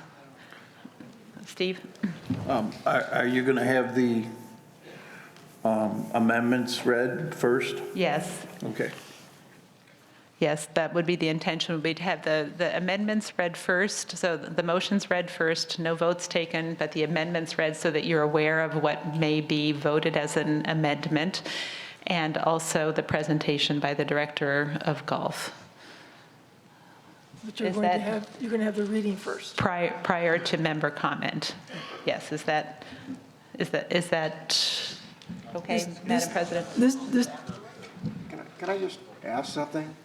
I thought there was like 50-50 when I saw hands and they were going up at different times. So you want three minutes? You got it. okay. I think we're going to do that right now, Yes. actually, to get us started. Right. Okay, so Ms. Johnson's going to read them? Who's reading them? I think John. Why doesn't John read them since he did the motions? Yeah. They're John's motions. John will do it. Yeah. John's going to do it right now. Yeah. Director Nowakowski, will you please read the motions and the amendment, the friendly amendment? Right, we got to do the motion. Let me get the procedure straight. We got to do a motion and a second. We're going to do an amendment to the motion and a second. No, you're just going to read them. For purposes, Director Nowakowski, for the purpose that the members will understand the motions and the potential amendments, okay, that they will then know what to speak of when they come up to speak. That's what we're reflecting right now. That's right. There's no voting right now. We've got a ways to go. All we're doing now is saying, this is the intended motion, this is the intended amendment. Okay, no We'll problem. go through those, and then Mr. Duthu will make the presentation that was moved from earlier in the agenda to later in the agenda, and then we'll come back to you to make actual motions, so forth and so on. Okay, not a problem. First motion is I move to have all non-resident annual passes removed from the RCSC golf pricing structure. Active passes will be honored until their expiration and will not be renewed. That was the original motion. The amendment, I can't make the amendment since I'm making the motion. Hopefully another director will do it. I move non-resident annual passes to be included in the RCSC golf pricing structure at the annual price of $3,250.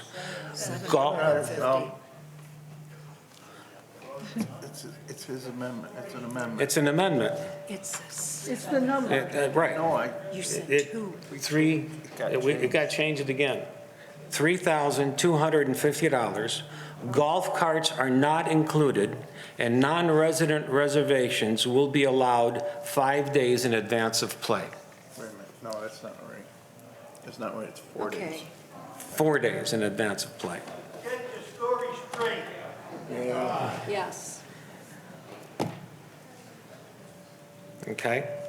The second motion is I move to amend the resident annual passes be set at $1,875. The annual pass surcharge will be set at $1,000, and surcharge per round will be set at $8 October through April, $6 June through September. The daily fee categories of resident, guest, and non-resident will be increased by $4 a round.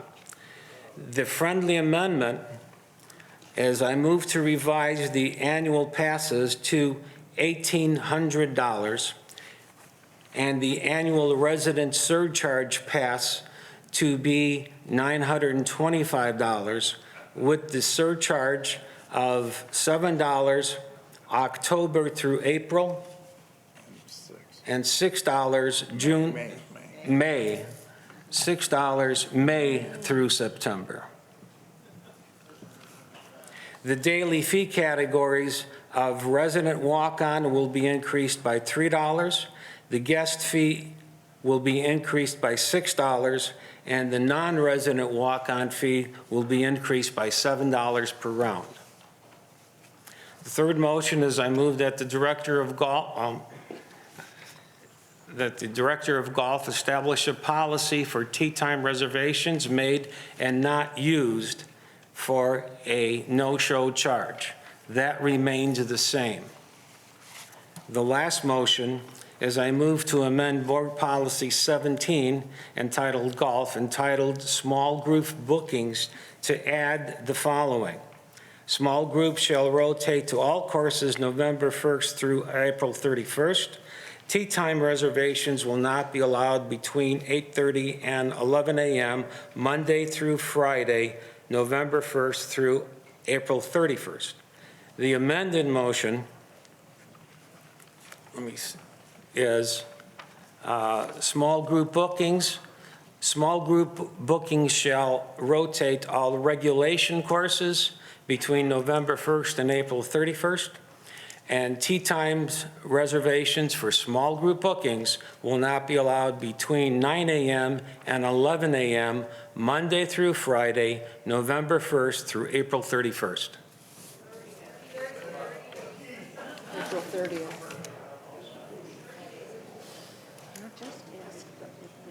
April 30th. April 30th. Have we read all the? That's the amendments. Okay, all the motions having been read. Is that yours? Yeah, that's No, I'm mine. not voting on anything. No, that's yours. That's correct. Okay.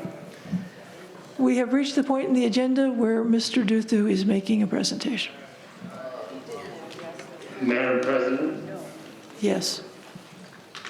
I would like to make a motion to table all four of those motions because I think we have missed all the informed consent with members. There are obviously a lot of people upset. I think we need to give it back to the Director golf committee. Ruff, Director And- Ruff, Yes. we are having a presentation. If you'd like to have some comments after the presentation, we'll address your comment at that time. This is a presentation that's usually made earlier in the agenda, and we've moved it to this time. Mr. Duthu. Good morning, Madam President and directors of the board. Just one quick question on the friendly motion to the small group bookings. I think it said all regulation courses. It should be all courses because we are telling that the small groups are including the executive courses in their rotation. My understanding is that was requested to be changed to include only the regulation courses. Not by me. Mr. Duthu, please. It was one of the ways that we were freeing up some of the regulation courses for those that were having difficulty getting tee times. So I have absolutely no problem with saying that the rotation should be all regulation and executive. Okay. What about the number in the group? I'm sorry, you didn't address. Excuse me, ma'am, you're out of order. We will get to the motion. We'll get to the motions momentarily. Let's allow Mr. Duthu to make his presentation. Trying to decide if I can read better with or without glasses, sorry. These are just some stats to try to put some, I think Director Nowakowski and myself are coming at the increases probably from slightly different perspectives, but the numbers that we came to are pretty close as far as required adjustments to our fees for next year. And hopefully this can help put some of that into perspective. First slide, please. Those are lights.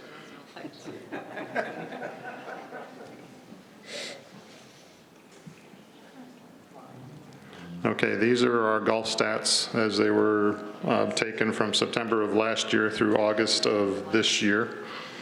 Our average course maintenance fee cost per round, $20.35.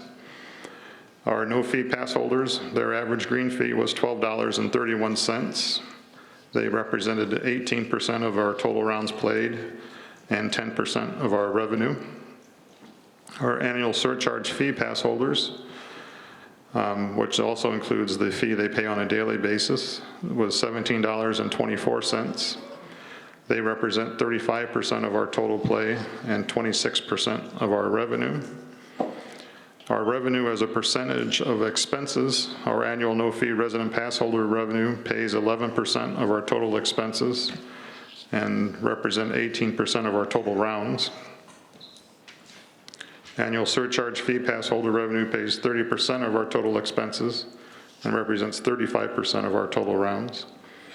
Our cardholder daily revenue pays 19% of our total expenses and represents 16% of our total rounds.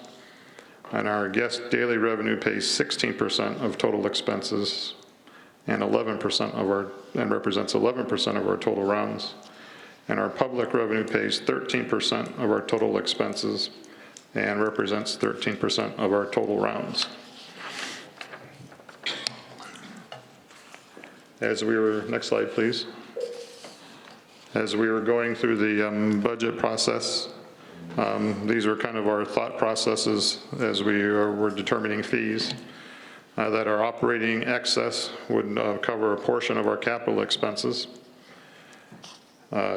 which is modest. Increase of fees was primarily to support wage increases to bring us closer to market, helping us to reduce turnover and provide a more consistent product. Also to support a higher quality of overseed, increases in fertilizer and chemicals, both in use and cost.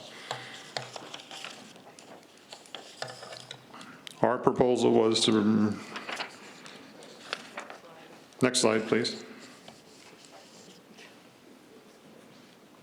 For the membership increase of an annual pass price of 16%, which would bring our all cars no fee to $1,800 from the current $1,550, $925 on the surcharge from its current $800, executive no fee $1,595 from $1,375, and our executive surcharge $725 from the current $625, and also to have a daily surcharge fee increase of $1 per round.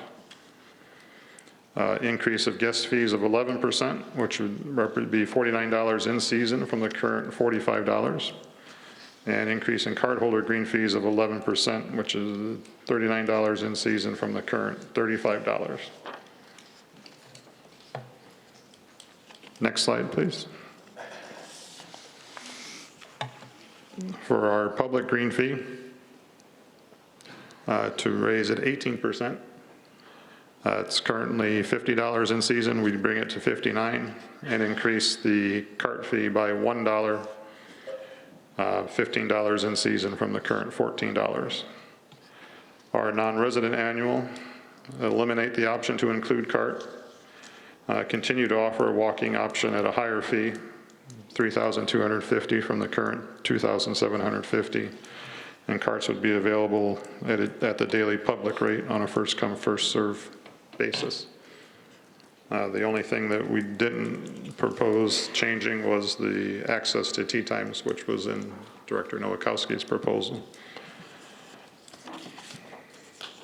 The next slide is a comparison of our fee structure. First slide is our annual passes. You can see that our membership pricing is well below many of the courses in the area, with our primary competitor being Sun City West. Their individual pass is $3,500, and they have a, glasses time. They do offer a couple rate of $600 to $800 if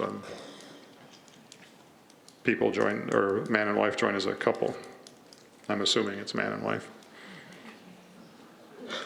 And then their surcharge fee is $23 per round and $12 per round. And these rates are our last year's comparisons, or as of April 1st of this year. Next slide, please. Is just a further comparison of our fees compared to, again, this was in, these aren't the proposed rates, these were our current rates as of April 1st. You can see that we were among the lowest. Our rates, I did include cart for better comparison, as many of our competitors do include cart fees in their green fees. And the final slide is just the request was to accept the fee increases as presented, maintain the non-resident golf paths as presented.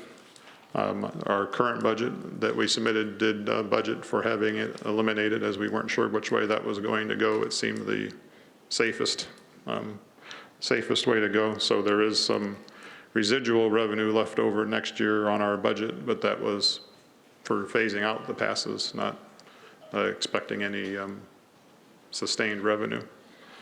And if we decide to keep the non-resident passes, obviously any revenue above budget could be used for further golf course improvements, or as the board sees fit. Any questions? Yes. Director Fast? This is what your proposal is for the budget, which is going through the Finance and Budget Committee? Correct. And so what these motions do is circumvent the Finance and Budget Committee? No, they actually are aligned. At least with the friendly amendments this morning, they align. Okay. And then is there a need?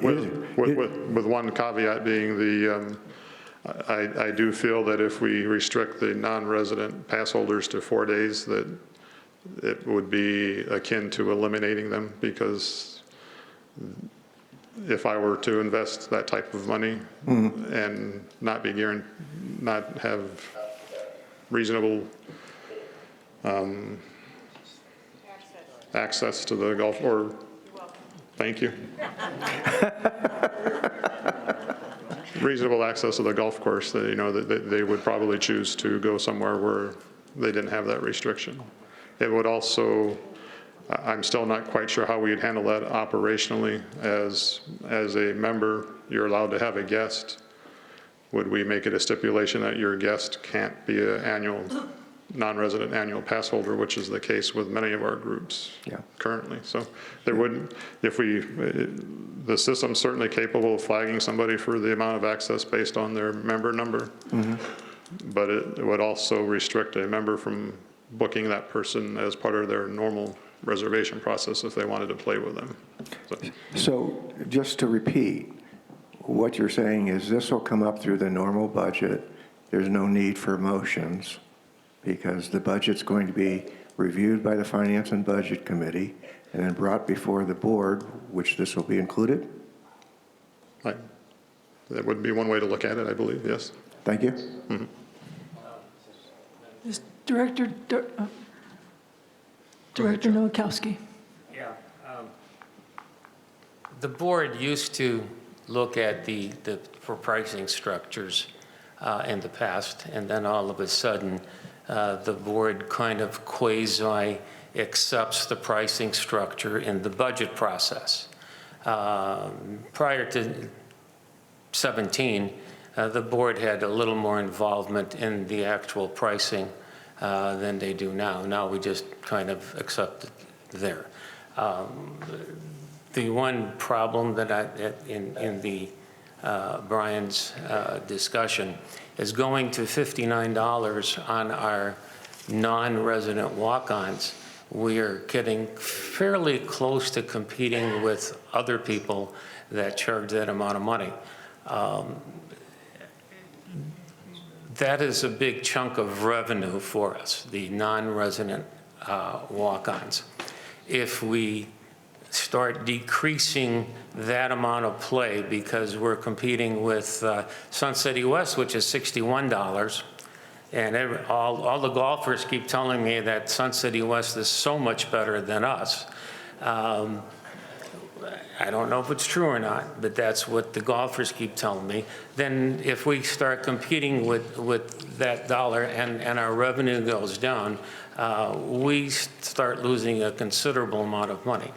So I would prefer not to see it up that high, but I'll go with whatever the board decides to go with.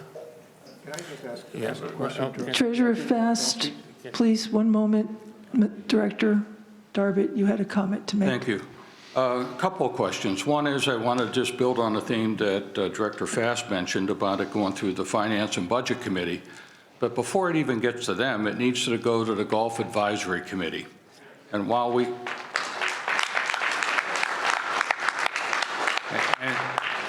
And I'm not aware of any recommendation yet out of the Golf Advisory Committee to you or to the board about how to handle golf fees as well as the budget. I will acknowledge a great job done by the Bowling Committee and how they did it, and the Golf and the Bowling Committee made a recommendation, which was excellent member participation in the process. I want to make sure that this happens again with the Golf Advisory Committee. I want to remind everybody, golf is the single largest activity in Sun City. We have 6,800 members that play. There's some statistics that show the surveys, 39% of people are playing. It's big. And so I'm a little bit concerned when presentations are made by management that hasn't gone through the process. I'm also, of course, concerned by my fellow directors that feel the need to circumvent that process and enter motions. Secondly, Director Nowakowski brought up an excellent point just a moment ago. This one I will agree with John on, is you can't continually raise prices versus the competition and the quality of the courses are going down. People will say, if I'm going to pay $65, I'm going to find the best course I can. Quite frankly, I golf all over the valley. I would not pay $65 to golf on any Sun City course the way it's maintained. So,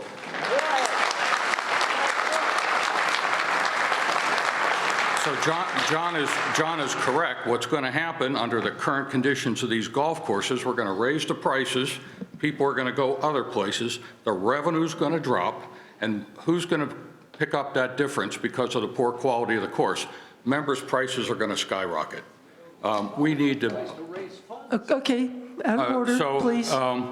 This is just building on the economic fact that John mentioned. So, Madam, I'm finished. Yes, thank you. Before I turn to Treasurer Fast, I just want to correct one thing. This is not a special presentation by Mr. Duther with regard to golf. This is the regular board RCSC presentation, which today is focused on golf. This is not a special or out-of-order presentation. Madam President, if I may also address one of the Director Darbit's comments about this presentation was made at the Golf Advisory Committee meeting last Thursday. It may not have been in this format, but unfortunately the format of that meeting kind of got a little sideways and not all the information was presented as intended. I hear you. Treasurer Fast. Thank you. I have two questions. One is for my fellow director, Director Nowakowski. Are you a member of the Golf Advisory Committee? No, sir, I'm not. Thank you. Okay. I do have another comment, though, Madam Chair. Mr. Nowakowski, I'm going to hold you for just 1 second, please, because I'm not sure the question was in order. But I want to go to something else that was said about the Golf Advisory Committee and recommendations. This matter, these matters, these issues, and I know there's Golf Advisory Committee people in the audience, have been coming before the Golf Advisory Committee since April of '22. And there have been meetings monthly except for July and August, and we missed one meeting in June of '22. And at that time, for that time in '22 and most of '23, I was either the co-chair or chair of the Golf Advisory Committee. So I sat through those meetings, and I sat through them as president of this board. And a lot of things were offered to fix the problem. But any time in that 16 months, the Golf Advisory Committee could have made recommendations before this board, and they chose, for whatever reason, to go to straight sheets and do various and sundry other things that pushed the committee along without action for almost 18 months. So it's a little disingenuous now to say something should come through the Golf Advisory Committee. I support committees making recommendations, and maybe these recommendations should have come through the committee, but as Mr. Nowakowski just expressed a few minutes ago, there's been changes. Some points the board made pricing, some points the pricing's gone back and forth. And so now we're back to trying to have these pricing made through the budget, to which I have no objection, honestly. So when we say that, the recommendation should come through the Golf Advisory Committee, there was ample opportunity, and I just want to make that known. This has been going on for quite some time. Mr. Director Darbit. I need to take exception with some of the points that you just made. Sure.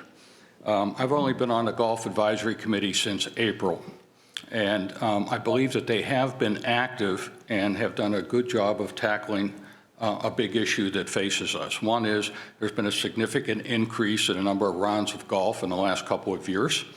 One of the results of that has been some members have made comments that the unavailability of tee times. I would compliment Brian here, who's in response to that, did a study last year about what's causing that. As a result of that, he put forward a proposal to the Golf Advisory Committee. It's right here. That says this is the old practices we use for scheduling, and here's the new ones. And that was approved by the Golf Advisory Committee in April. This is a big deal. These changes are to go into effect in November. And then the idea was Brian's going to measure what the impact of these changes are to see if there's further adjustments that are needed to make sure that members are taken care of okay. So I'm okay with, I think the Golf Advisory Committee did something very good in terms of dealing with the big issue. The next big issue is dealing with the budget and pricing. We heard the first presentation of that by Brian a week or so ago. It's changed somewhat based on what he just showed here this morning. He needs to go back to that committee. The committee is very interested to look at it in detail and make a formal recommendation. So I believe we need to allow them the opportunity to do that this year. Thank you.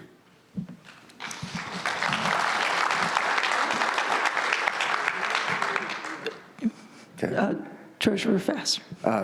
Madam President, when would be the appropriate time to make a motion to table these?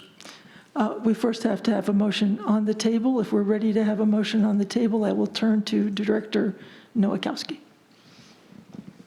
Do you need me anymore? No. Thank you.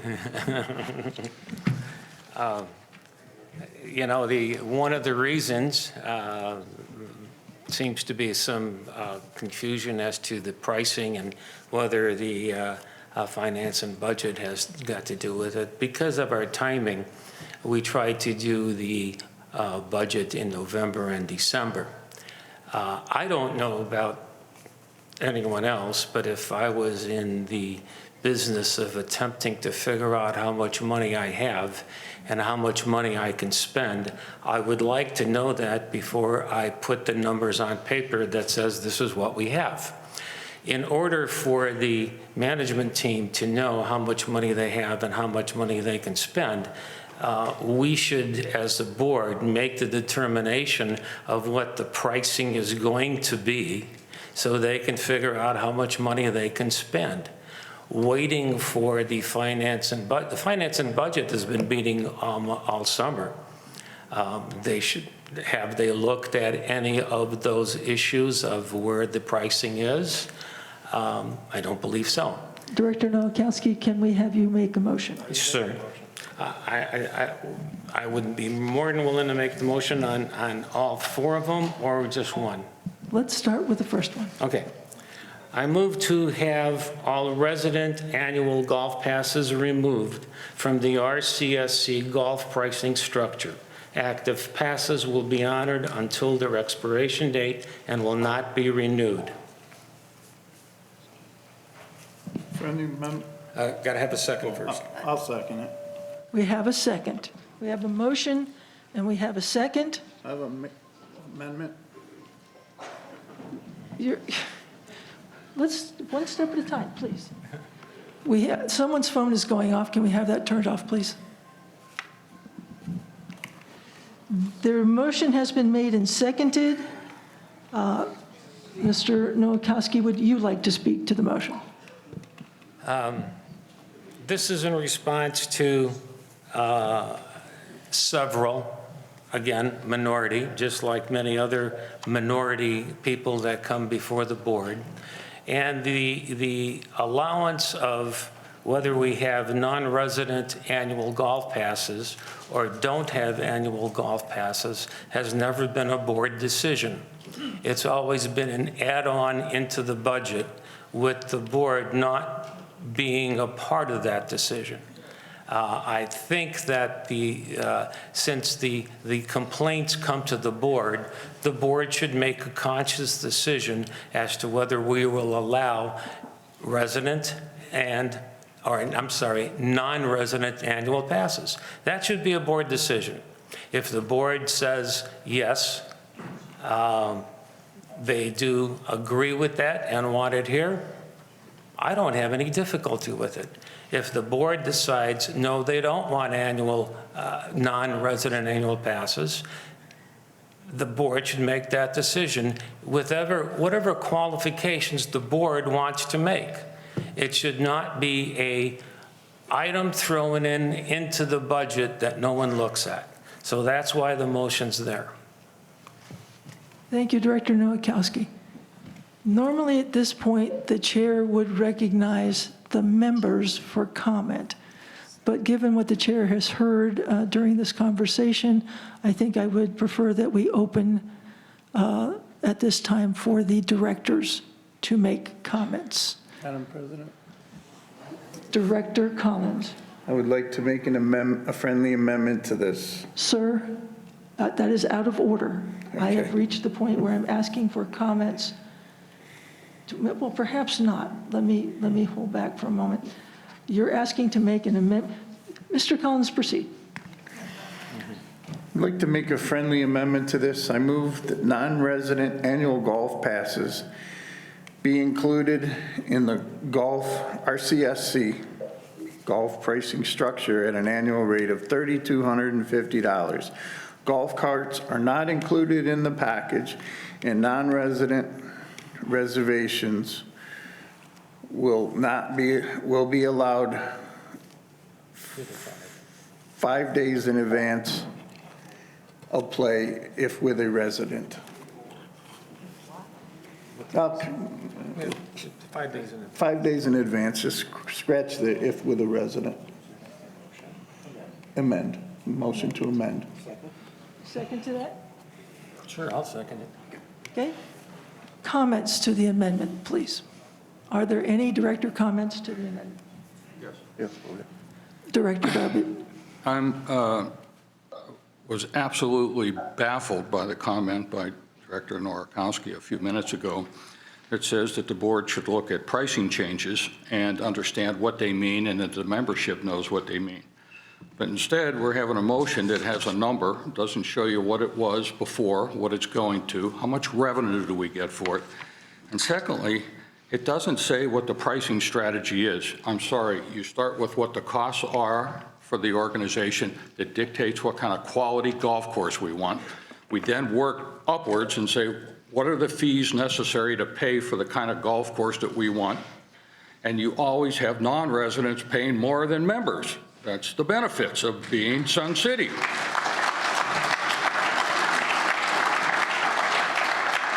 So to have motions that are out of context, we have no idea. The membership doesn't, I don't, and I probably have more information than most people about this subject matter, and I don't know what this means. So for that, I'm just baffled. Okay. Madam Chair. Was that Mr. Ruff? Is that Director Ruff? Director Ruff? Yeah. Yes, I think all of these motions lack transparency. They don't follow our normal procedures with the Budget Committee, with the Golf Committee, and I move to table this motion. Director Ruff, please, we're working on an amendment to a motion. So could we address the amendment to the motion? Are there any comments to the amendment to the motion? Vice President McAdam. No, We're no, we voting haven't voted on the motion. on the friendly amendment, whether we want to consider that instead of the original motion. And my concern here remains that we have heard very clearly from our residents that people are not happy about non-residents having equal access to teen times to residents. And for that reason, I realize that there are workarounds here. If you come with a member, there's some things that can be workarounds, but my preference would still be to have this friendly amendment restricted to 4 days in advance of play, because it makes a statement to us, to our entire community, that members have privileges when it comes to getting tee times. So that would be one comment. I would prefer for it to be limited to 4 days in advance of play. The second one is referencing to Mr. Darbitt's bafflement about things.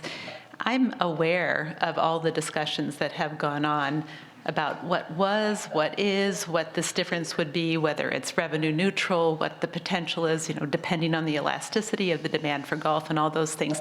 That all has taken place.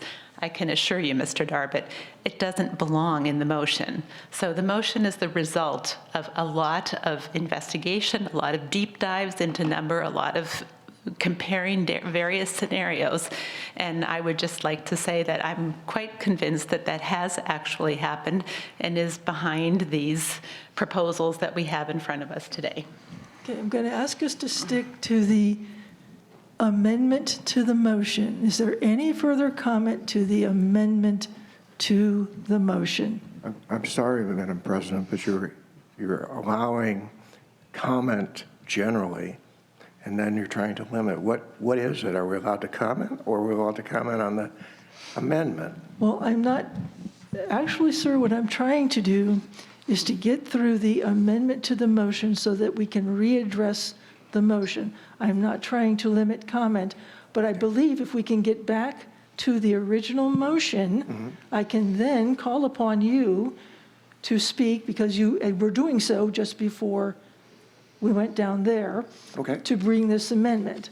So I'd like to I get move to table the amendment. Thank you. Second. I'll second it. I have a second to table. Secretary Totten, will you take the roll to see if we want to table the discussion on the amendment? This is a vote on the amendment to the original motion. Correct. Director Darbitt. No. Director Nichols. Wait, no, just a second. Yeah, I think we may have we're some confusion. I think there's some confusion here. We're voting to table. We're voting to table An the amendment. We're voting to table an amendment. Oh, Would you like to reconsider, Mr. Darby? absolutely. Thank you. I apologize. The answer is yes from Mr. Darby. Table it. The amendment hasn't been voted on. How can we table? We are, Secretary Totten, please Yes. permit me to do what needs to be done. I left something in the room, that's all. Continue the roll call vote, please. Certainly. I'm assuming I should start over with Director Darbitt. That would be fine. For the motion to table this, I vote yes. Correct, thank you. Director Nichols. I vote yes. Director Collins. No. Vice President McAdam. No. Director Ruff. Yes. Director Nowakowski. No. Treasurer Fast. Yes. President Fimmel. Yes. And I vote no. The count is? 5 yes, 4 no. The amendment is tabled. The amendment is tabled. I now go back to where we were before we entered. Treasurer Fast, you had the floor. I move to table the original motion. I will second it.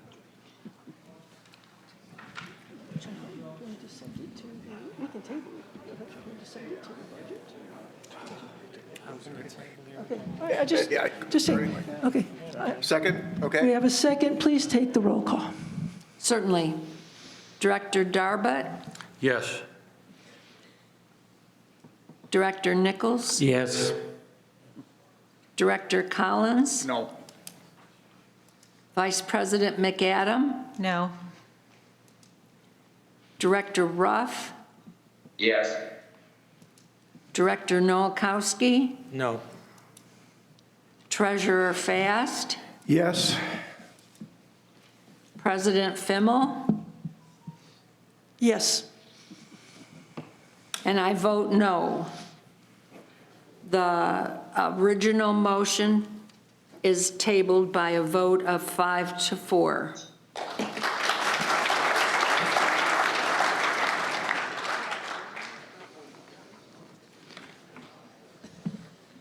Motion having been tabled, we'll move to the next motion.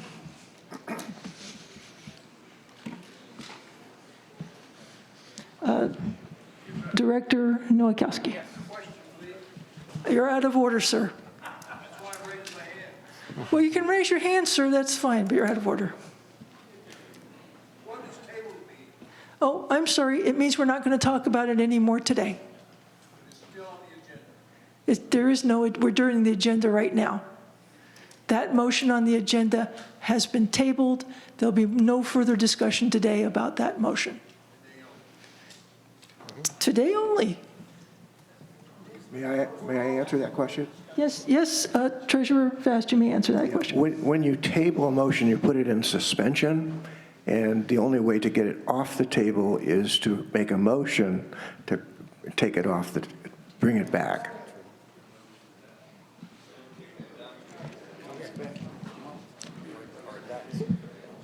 We will move to the next motion. Okay. I move that the resident annual pass be set at $1,875. The annual pass with surcharge be set at $1,000, and the surcharge per round be at $8 October through April and $6 June through September. The daily fee categories of resident, guest, and non-resident will be increased by $4 a round. I'll second it. Second. Collins. Okay, would you like to speak to the motion, Director Nowakowski? Madam President, I have a friendly amendment. Sir, would you please allow me to run the meeting? I'd appreciate it, thank you. Mr. Nowakowski, do you wish to comment? Yes. The friendly amendment that was going to eventually be proposed matches pretty much what the staff is recommending for the budgetary process. And again, the structure of the passes, irrelevant of what has happened before, has not been raised for annual passes in the last 7 years. Whereas the pricing for the walk-ons, all groups of the walk-ons, has been increased quite a bit in the last 7 years. So bringing the annual pass up to the dollars that the staff recommends, I think is a worthwhile venture. The Golf Advisory Committee has not looked and raised any of those prices in 7 years. I think it's time that we do that. I will open the floor to comments from the directors. Treasurer Fast. I guess, once again, I'm going to move to table this, but once again, it's something that we have committees for a reason. And we've restructured the budget process so that the committees are involved from the beginning to the end. So I just see no need to take a dictatorial stand until we hear the input from the experts. Sorry, that's the way I feel. We have a motion to table. Do we have a second? Second. We have a second. Do we have any additional conversation by the directors? Director Nichols. Yes, is my mic on? Oh, yeah, it is. Okay. It's obvious that there's a lot of confusion amongst the board members.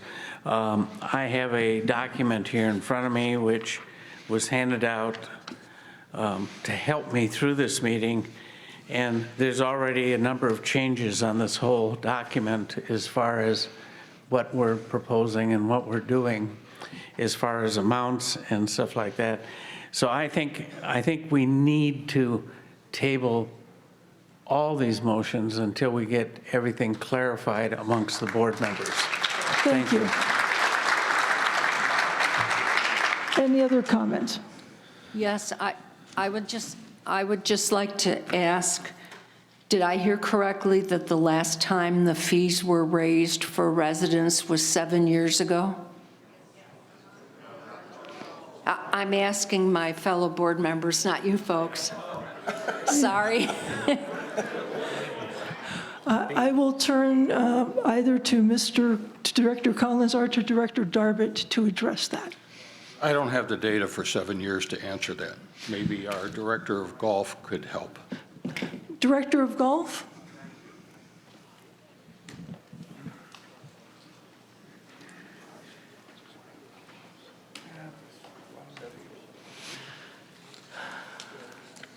I definitely need glasses for the sheet. Okay, I believe Director Nowakowski's comment was regarding annual passes. They were last raised in 2017. They went up $25. Other fees have guest fees and went up in '23. Cardholder fees went up in '22. Public fees have gone up fairly consistently every year. And I think that covers the bulk of if that helps. So you're saying that Secretary Totten is correct that the fees under this motion have not been raised? The annual, 6 years. for the annual fees, correct. For the annual resident. The last time the annual fee went up was 2017.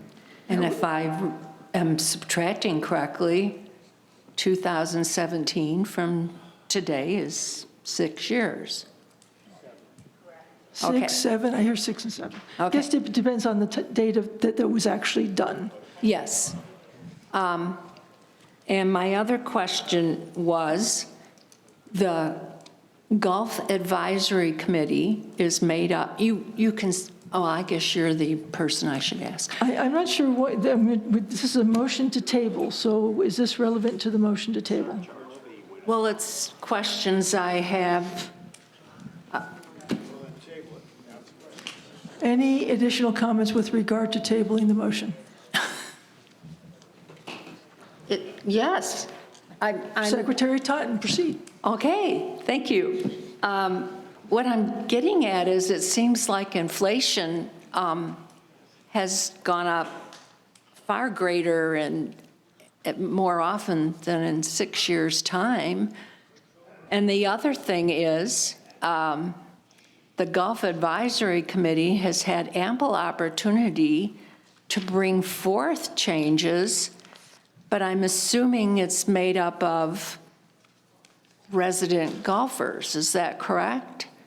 So hopefully they would think that it might be time to be raising fees. The members will remain in order, please. Are there any final comments with regard to this motion? To table. Seeing and hearing none, we will, Let me make one final remark. Director Nichols. It's obvious that there is a lot of confusion, and all I want to do is reinforce the fact that I think we need to table it and get all these facts cleared up. Thank you. Thank you. I think that's what we're trying to do here. Secretary Totten, please read the roll call on tabling this motion. Excuse me, this motion. Ladies and gentlemen, please remain in order. We will follow proper procedures. Secretary Totten, please take the roll call vote. Thank you. Vice President McAdam? So a yes I'm is sorry, to Ms. table. McAdam, Is did that you correct? have? Yes, we're tabling. That's the motion. So yes, So proceed. my vote is no. Treasurer Fast?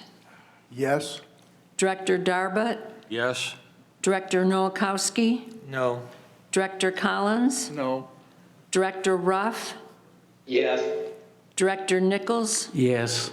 President Fimmel? Yes. And I vote no. That's 5 yes, 4 no. The motion is tabled. We'll move to the next motion. Ms. Director Nowakowski. Okay. Now I can go through the process. Next motion is I move that the Director of Golf and Grounds establish a policy for fee for tee time reservations made and not used, a no-show charge. I'll second that. We have a second to the motion. Mr. Nowakowski, do you wish to speak to the motion?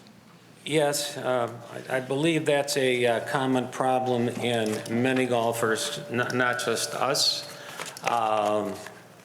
And since we've gone to a 5-play on all courses for the next 2.5 months, that turns into an issue. I don't believe we have a lot of people waiting around the clubhouses, waiting to get on the course. So when someone books a 5-some, shows up with 3, that leaves 2 open spots that are not filled. So I do believe that is an issue. I would like to see, I don't know what it is. I think the Director of Golf and the management team can figure out a methodology for doing whatever can be done, looking at other courses and how they handle it, so that we don't have a large percentage of no-shows of available tee times that nobody can use, especially in prime time. You know, our prime time hours during the winter are between 8 and about 10:30. And based on the number of people who continue to want to play golf, we don't have enough tee times to cover the people that want to play. So that would be a methodology to at least look at it and see what we can do to help that situation. Thank you. Ms. Johnson, has anyone signed up to speak to this issue? I got to check. Did I miss something? Yeah, but what about the first ones? We're not going to do those. Madam President, should I go ahead and read the names? Yes, please. Okay. The first person would be Brad Zimmerman. Talk on this specific one that you have right now, Brad Zimmerman, 1493228. That is correct, sir.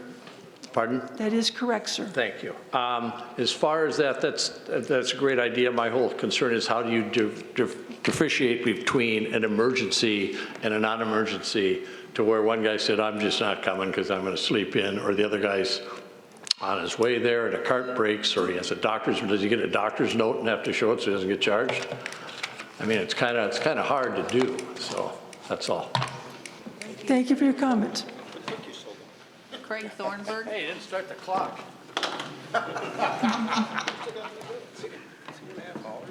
I won't need a clock. I won't be up here that long. Thank you for clarifying that. My questions were really, you know, how you, was it for the whole group or for an individual?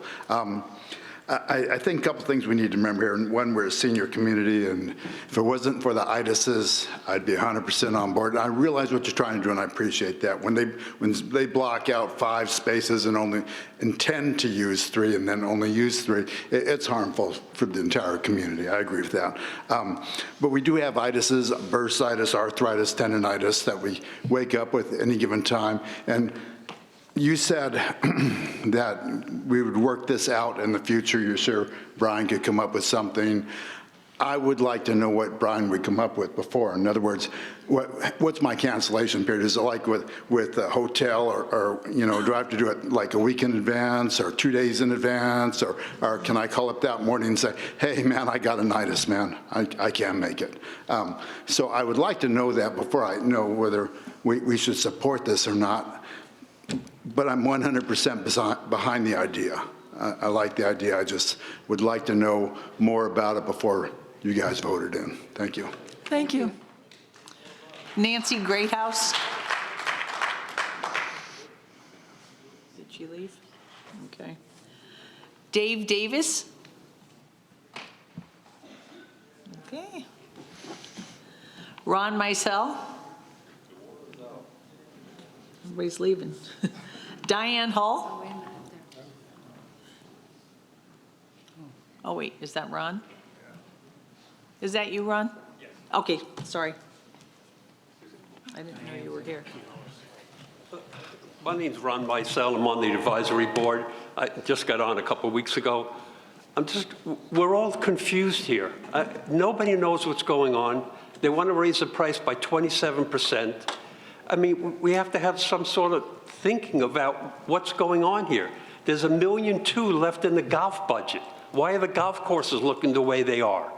It just doesn't make any sense why you want to raise something 27%. You're not even telling me what the 27%, where it's going. Okay, is it going to better the golf courses? Is it just going to the general fund?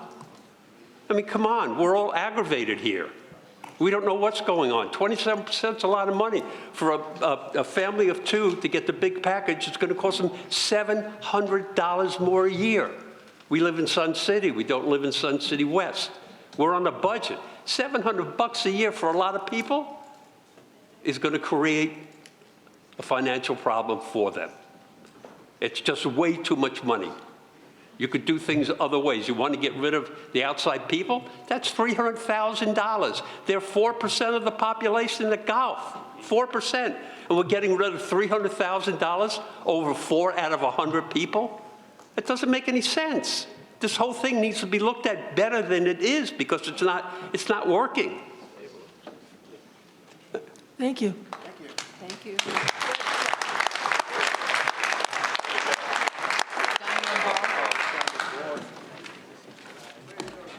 Good morning, Diane Hall, 155953.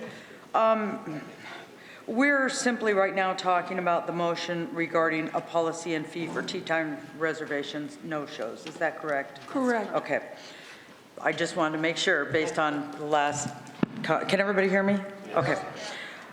Personally, I don't believe a policy like that is feasible in a 55-plus community.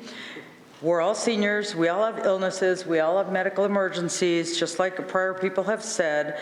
A very good friend of mine who has a non-resident pass, who I play golf with regularly, was actually having a heart attack at our tea time, and we're trying to call him and didn't find out until later that day. So to try and gouge people for a no-show is just ridiculous. Now, if people are booking tea times, booking a 5-some, and they have 3 players and 2 guest slots, and those guest slots never get filled, there might be a way to take care of that with the person who is booking that tea time.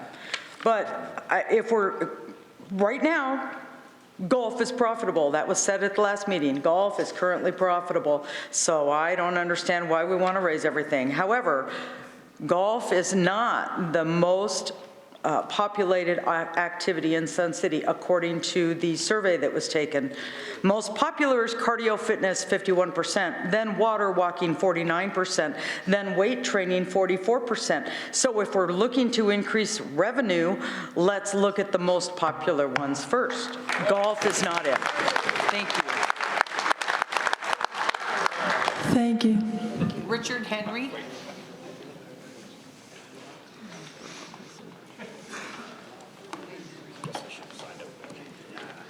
Richard Henry, 146402.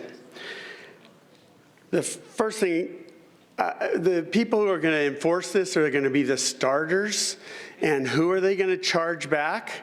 Do you charge me because I set the tea time up and somebody doesn't show up? It's my fault they don't show up? Or do you charge the individuals? If there are guests involved, how do I know? Am I now, I'm never going to be able to set up a tea time? That there are other people involved where I am going to be charged if I have to control their world? That's just ridiculous. The reason it works at other places is because when you do it, you pay up front. You have a disclosure that says, I have to either show up for this or cancel within 24 hours. We have no such thing. It does not show up that way. You're not going to do it. And if you ask these starters, which I have, I've asked 3 different starters, head starters at different golf courses, and they all say, we do not have a mechanism in order to do this, and we would hear, it would slow down trying to check people in, it would slow down golf operations, it would make people angry every day, and that's all we would hear. That's the first thing. The second thing is, why are you, Director Nowakowski, proposing things for which you have no understanding or knowledge, Sir, and you've admitted you have nothing?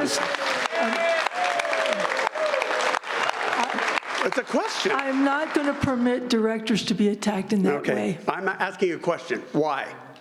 Move on, sir. I'm going to just say that's cutting off. You're trying to get comment? Those are real comments. Thank you. Thank you. Susan Bjork.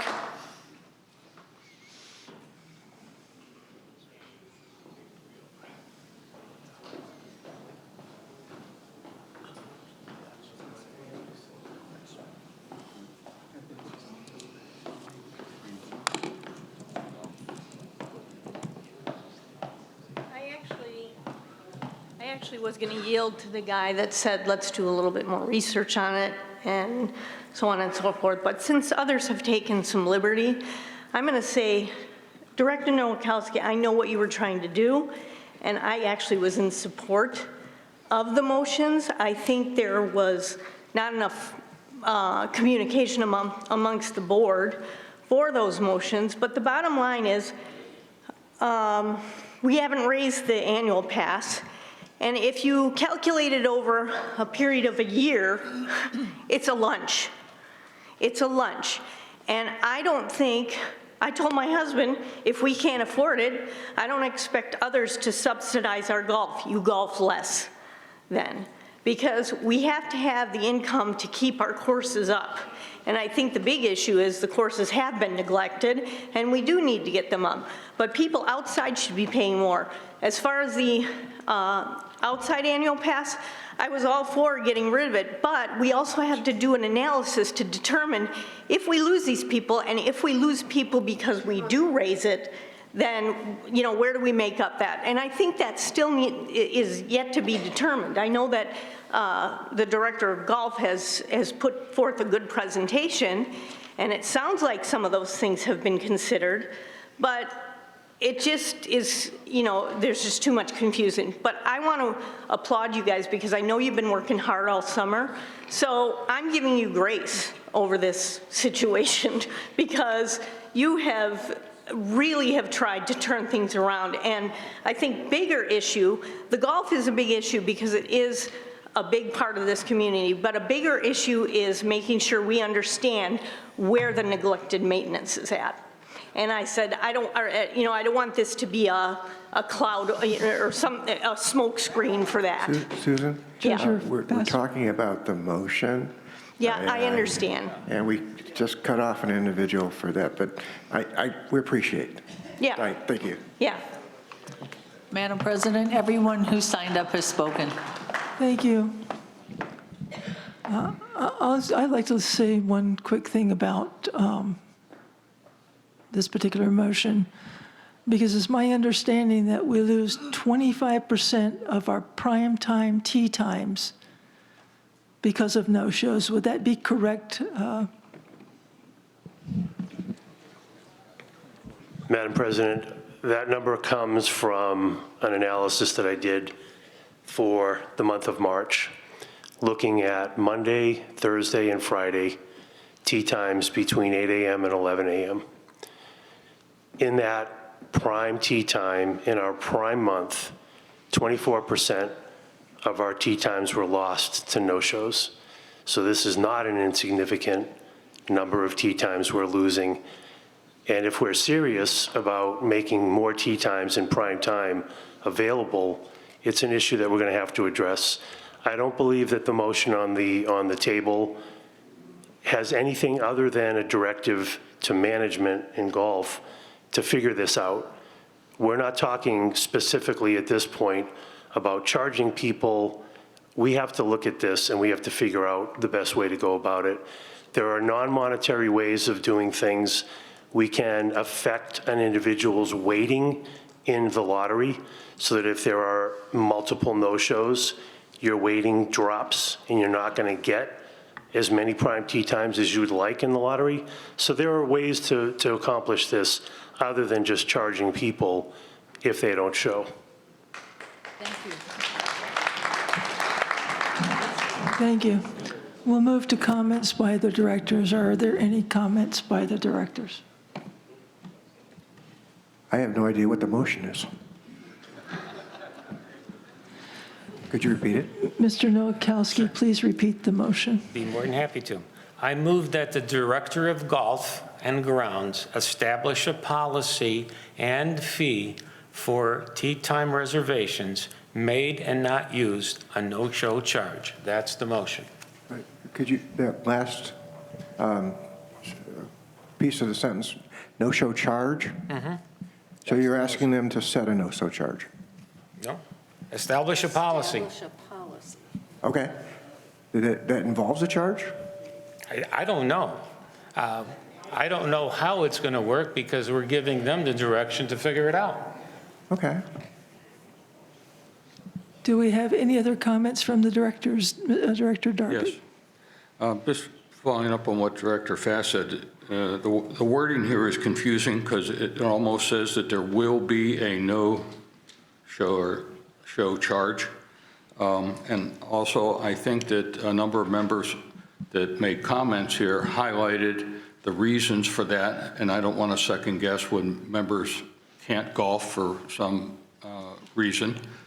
And thirdly, it's the Director of Golf's responsibility, like everything that happens in golf or committees and anything else, to work through solutions and work it through the Golf Advisory Committee, just like he did with the scheduling. I see no reason why we, the board, need to micromanage what management needs to do and work through the committees. Thank you.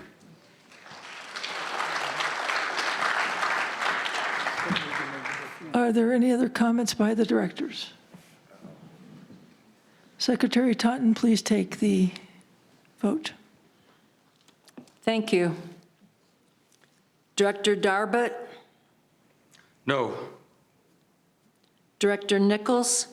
No. Director Collins? Yes. Vice President McAdam? Yes. Director Ruff? Oh, did he leave? You lost him. Sorry, my phone was off. No. Oh. Thank you. We hear you now. Director Nowakowski? Yes.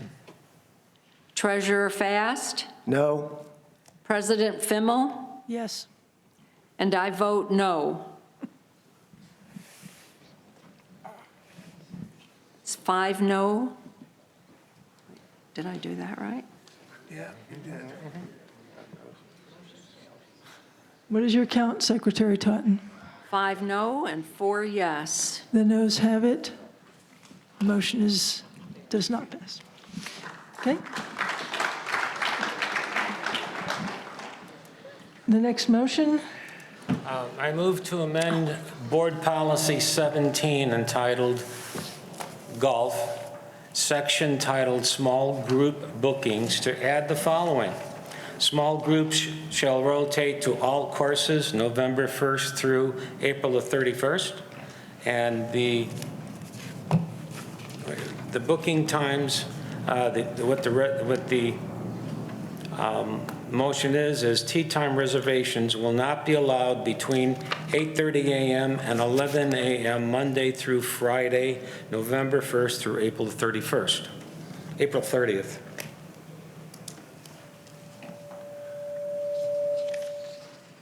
Is there a second? I'll second. We have a second.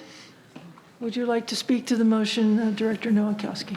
This has been discussed as at several of the committee meetings, and what the discussion was putting the small groups on the fringes of our prime time for tea times,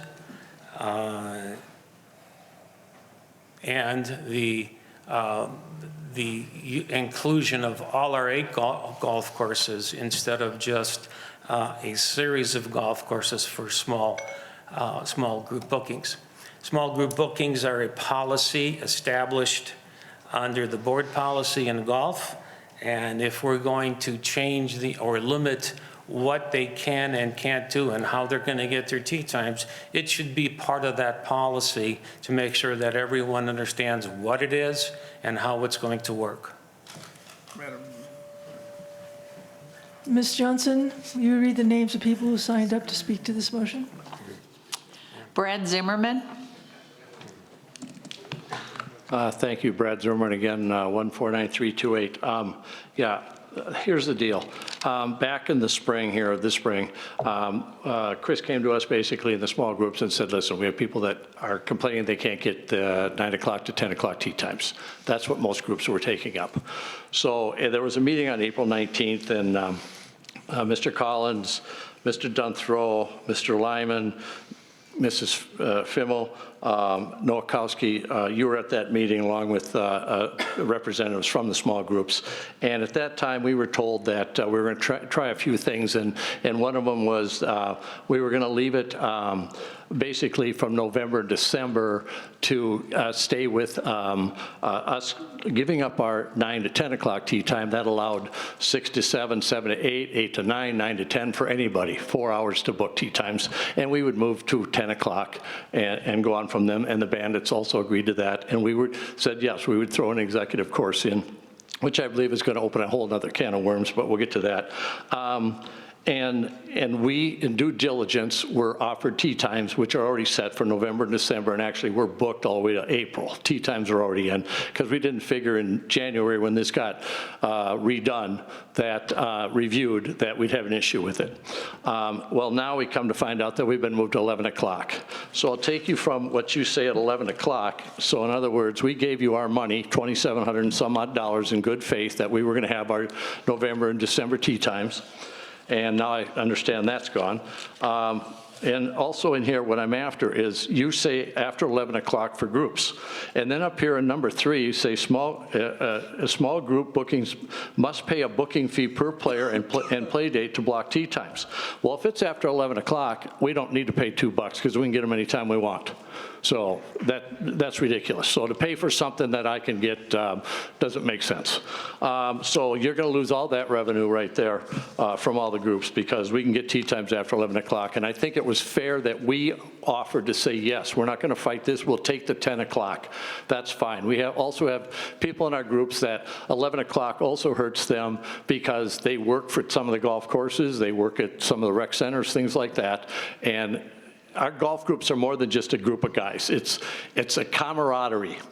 We sit afterwards and we have burgers and we drink beer. I think our beer budget's about $60,000. Well, it's right in that area.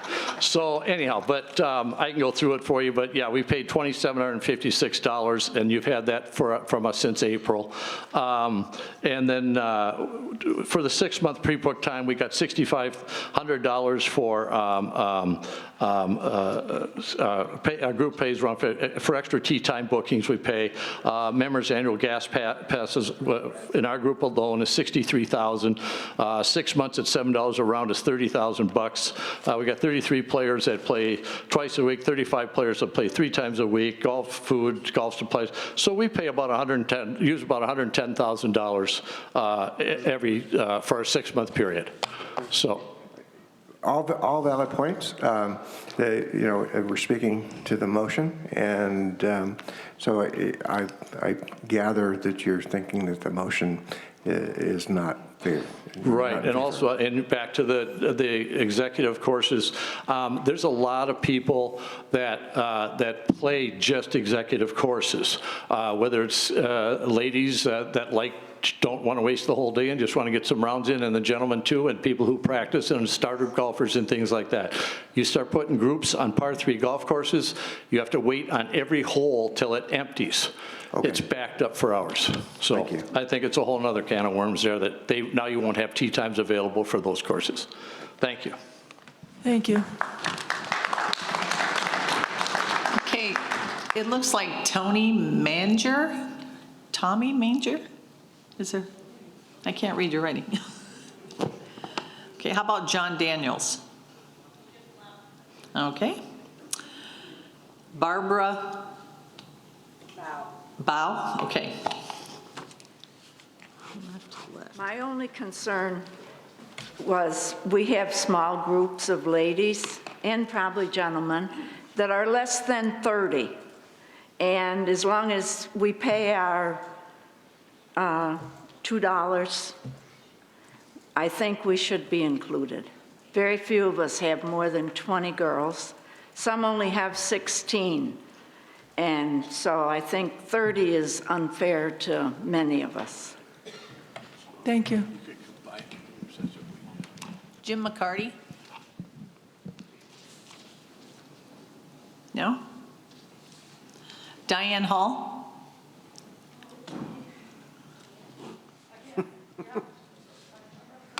Take your time.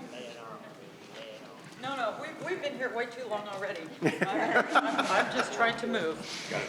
Again, I missed golf twice now for these meetings. Diane Hall, 155953. Okay, and regarding the small group issue now, I do not belong to a small group of 30 or more. However, my husband does, and my non-resident pass holder with cart disabled brother does. And I'm going to say that I strongly agree if these people, and it's in the motion, you're going to pay a booking fee per player to give you a privileged tee time. So if you're going to collect an extra $2 per person per tee time, and then you're going to limit them to 11 o'clock or after, you're going to lose all that revenue. I'm sorry, but it's just my opinion. There's a ridiculous contradiction in what you're trying to accomplish here. I'm also going to agree that there may be some groups that have 20 people or more who would be willing to pay the extra $2 per tee time to get a prime tee time. I don't know if that's the case.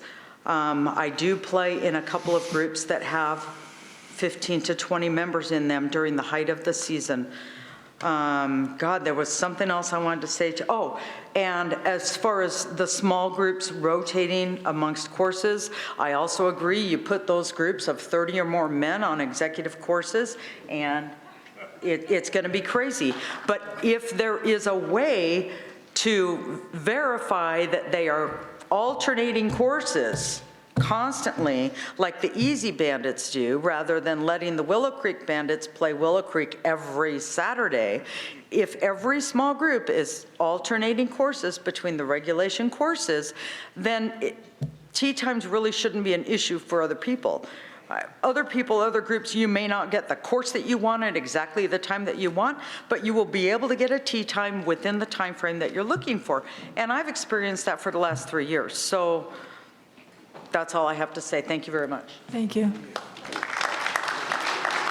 Preston Keiss?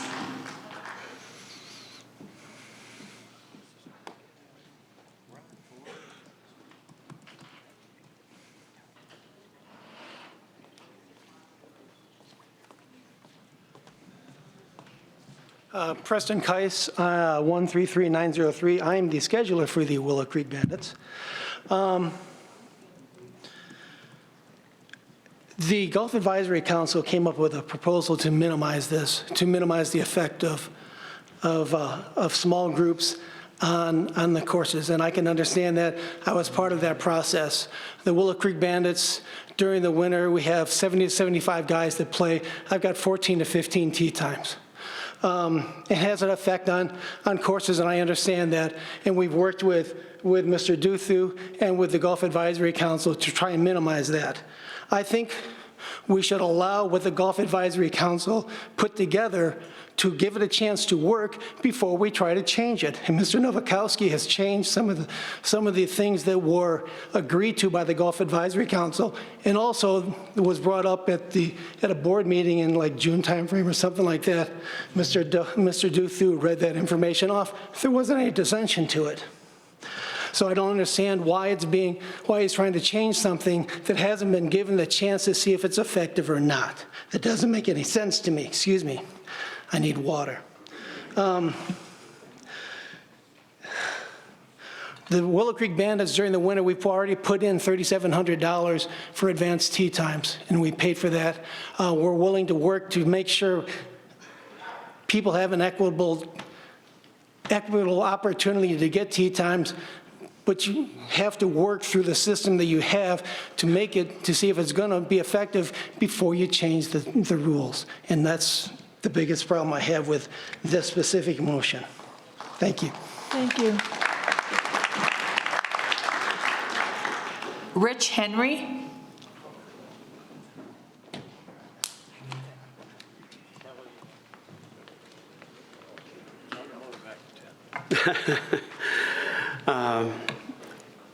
I just want to ask the question, and I don't expect an answer, but my biggest question comes up is, what other organization within Sun City is being asked to provide a for-profit overage? That for 4 years there's been an overage. Why does pickleball have to do that? Do any of the others? Bowling has to? Okay, so bowling has to provide. We're a nonprofit. Why do we have to provide a profitable subset inside of the profit? So that's a question I have. I don't understand it. You're asking for all these new changes. You're asking for money to be thrown in. You're asking for fees and penalties to be put on. But it doesn't seem to serve the people. I can afford whatever you're going to throw at me, and I can still play golf. But I have very close friends that don't have just a ton of money. We don't live in Sun City West. I have friends that do. They go there, they pay the fees. They have Sun City Grand. They love that. But we live in Sun City. It's not Sun City West or Grand. We should not, people here should be able to find that way to play golf. And I have deep ties to someone who can't afford another $500, $300. Anyway, that's part of it. As far as these groups go, I've been part of a group. It's been the best thing I've ever done relative to golf. They are friends. They have become comrades. They come to parties. Because they become connected. You're going to destroy this. If you go to 11 o'clock, I know there is a lot of people who will not be in that group anymore. I'm one of them. Why are we doing this today? Why do we sneak it in? It feels like it got snuck in.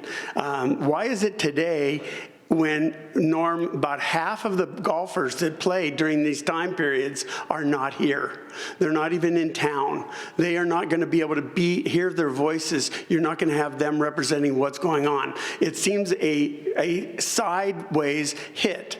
I know the director of golf has tried so hard to help us and to work with us because he knows the camaraderie that we have is important to us all. And if we're going to just yank it, you're going to lose.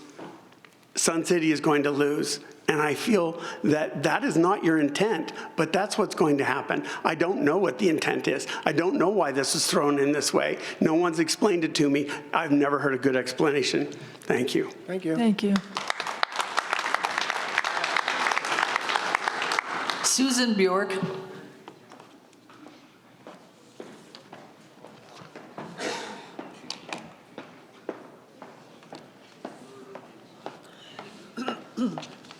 everybody got to speak once before people spoke twice. Hello again. I'm in support of the motion in, maybe not all of it. There seems to be some confusion, but I am going to say that if you don't do this differing of tea times for the large groups, you're forcing people either to become part of a large group or people that, you know, are small and they just want to golf with their foursome. Let them pay a higher fee to book those tea times if you're going to let the large groups overtake them at a price of $2. I'd pay $5 more to get the right tea time. So there, you got to look at it both ways, but I'm in support of the motion to allow the freeing up of tea times for people that are not part of small groups, which small, 20, 30, I don't consider that small, but that's my point. And I don't know about the 11 o'clock time frame. Maybe you could cut it to 10:30 or what have you, or don't charge them the $2 after the 11 o'clock tea time. Charge them for the $2 for the 8:30, you know, up to the 8:30 time frame. So that's just my thought. And thank you for your grace in letting me follow the suit of the first guy that came up and spoke. So appreciate it. Thank you. Thank you. Madam President, everyone who signed up to speak on this motion has spoken. Thank you. I have now asked if there's comments and discussion by the directors. I move to table the motion. We have a table and a second. Wait a minute. We can't speak to the motion? Right now, we have a motion to table the I motion. had my hand up and you let him speak. He had his hand up and you didn't see it. Director Collins, please make your comment. I just want to say, this motion right here, it's already in effect, it goes into effect. Brian has already done this back in June. That it would be 9 to 11. He's already done that. The Golf Advisory approved that back in June. Or the only difference was we heard the complaints about making people go to the executive courses. So we were removing them so small groups didn't have to. That's all that motion did, is remove that and go with the same time frame for the tea times that Brian was already doing, and he was back in April or June. So I just want to tell you that it's still going into effect come November.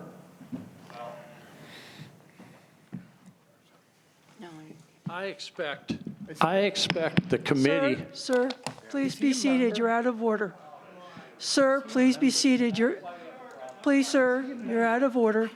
But what I will ask is for the interim general manager or Mr. Duthu to advise the board as to what is correct.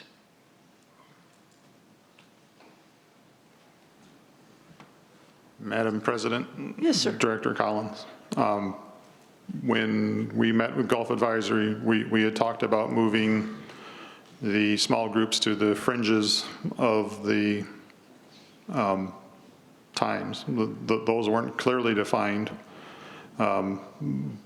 So we have further defined them to be either a start time of 8 o'clock or a start time of 11 o'clock is the current directive that I've given Chris when booking the small groups. So right now, if they have a choice of having their first tea time start at 8 or their first tea time start at 11. But I heard the gentleman earlier, if I'm not correct me, that at 11 o'clock, if the tea time starts at 11 o'clock, then it's really not a small group issue because they don't have to pay $2. Am I confused? No, I think what he's saying is that if he has to start at 11 o'clock, he doesn't want to have to pay the $2 because he feels he can get the tea times through the lottery. But all you're offering him is either the earlier time or the 11 o'clock. Yes, and I would encourage him to probably rethink his position, because 11 o'clock's still a pretty popular time. Well, yeah, we're on the schedule. We're already, our tea times are set. So, Treasurer Fast. I move to table this. I just want to further say that Chris was given the directive to contact all the groups to make sure that they were following the 8 to 11. If they haven't been contacted, I apologize. Thank you. Thank you. Okay, we currently have a motion to table. It's been seconded. Secretary Totten, please take the vote. Thank you. This is a vote to table. Vice President McAdam, No. Treasurer Fast, Yes? Director Darbut, Yes. Director Nowakowski, No. Director Collins, No. Director Ruff, Yes. Director Nichols, Yes. President Fimmel, Yes. and I vote no. 5 yes, 4 no. Motion's tabled. Madam President, Secretary Totten? yes. I have to admit, I made a mistake on my vote on motion 5, and I'm asking the board if I could have unanimous consent to change my vote. I'm asking the board that it's according to Robert's Rules of Order. Where is it in Robert's Rules, please? Could you tell us which it was again? Yes, that's the motion regarding establishing a policy and fee for tea time reservations made and not used. It was tabled, Jane. No, that was, no, it was Ms. not. Totten, we can, Oh, it lost. That one lost. It was not tabled, Director Fast. It was voted down with a vote of 5 to 4. I wanted to vote yes, and I made a mistake, and I'm asking the board if I may have a unanimous consent to redo the vote. And I don't have Robert's Rules in front of me. I have Robert's Rules on my phone from a member who practices them. Can I ask a question? You're asking for unanimous consent? Unanimous consent to give me the right to change my vote. My answer is no, you don't have unanimous consent. Thank you. therefore, there is not unanimous consent. We will proceed. Yeah. We are going to move on now to announcements. Do any of the directors have any announcements? I do. Director Collins. I do. I have a number of announcements. First, we need people to run for the board. Please go down and pick up your packet. There's still time. We have any clubs that need help with their club rules. I now have a template you can use to make it simplified for you to help you write your rules and regulations. Also, the foundation, if you know anyone that needs help with their rec fees because they're struggling in this time, please come down and talk to Marcia at the corporate office. You may qualify for help with your rec fees. So if you know someone, please steer them in that direction down to the corporate office. Maybe we can help them. And I don't know, Jean, did you have anything on new clubs? Yes, I did. I just wanted to remark that we are very happy to have the Fun City Card Club join us. It's providing a venue where members and guests can come together to play cards and socialize. The games they plan on including are canasta, cribbage, euchre, hearts, mahjong, pinochle, poker, rummy, spades. The club also plans to host monthly potlucks and a New Year's Eve party. Thank you. I have comments, please. Are they announcements or are they something for committees? Because we're going to go to committees. Oh, it's not a committee, it's liaison. Yeah, well, here I come. Do any Thank of the you. directors have any committee or liaison reports? Secretary Totten started, so I'm going to let her finish. Thank you. The Friends of the Library has donated up to $15,000 to RCSC to install power strips to the tables on top of in the library so that patrons can plug in their electronic devices in this day and age. Even though all of us aren't up on technology, some of us do like to be able to charge when necessary. I attended the Showa Roads and Safety, and there's a representative from the Maricopa County Department of Transportation announced a new program called Notify MCDOT. It is an online tool that will allow you to alert MCDOT about roadway conditions and concerns. It's not intended for issues that threaten public safety or need immediate attention, and I have a flyer here if anyone would like to see it. The Showa board meeting I went to the other day, on October 6th, they will be hosting a new resident orientation at the Palm Brook Country Club, 9350 West Greenway Road from 10 to noon. Please RSVP your attendance. They also need assistance in resisting a substantial wastewater rate increase in a case brought by EBCOR and to be determined by the Arizona Corporation Commission. They encourage you to stop by the Showa office to sign their petition in person or sign it online at their website. Signatures are due by October 5th. On the subject of group homes, which has come up, General Manager Gray reminded those present that she and representatives from Sun City West have met with Senator Frank Carroll, as well as a representative from Debbie Lesko's office and the Attorney General's Office of Arizona to discuss this issue.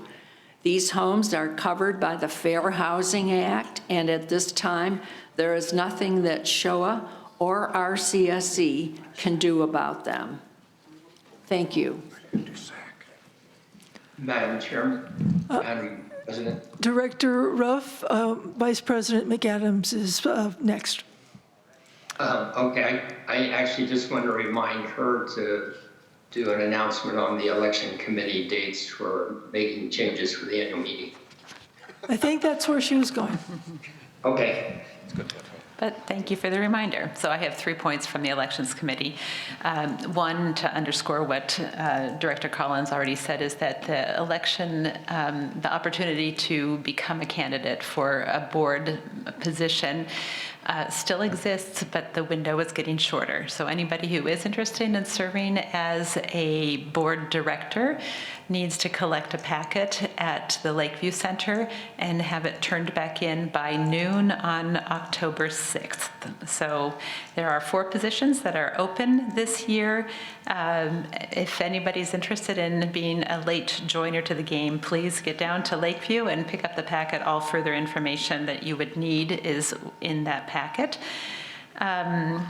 Also, that standing committees are some other committees as well are always on the outlook for interested members who would like to serve on a particular committee.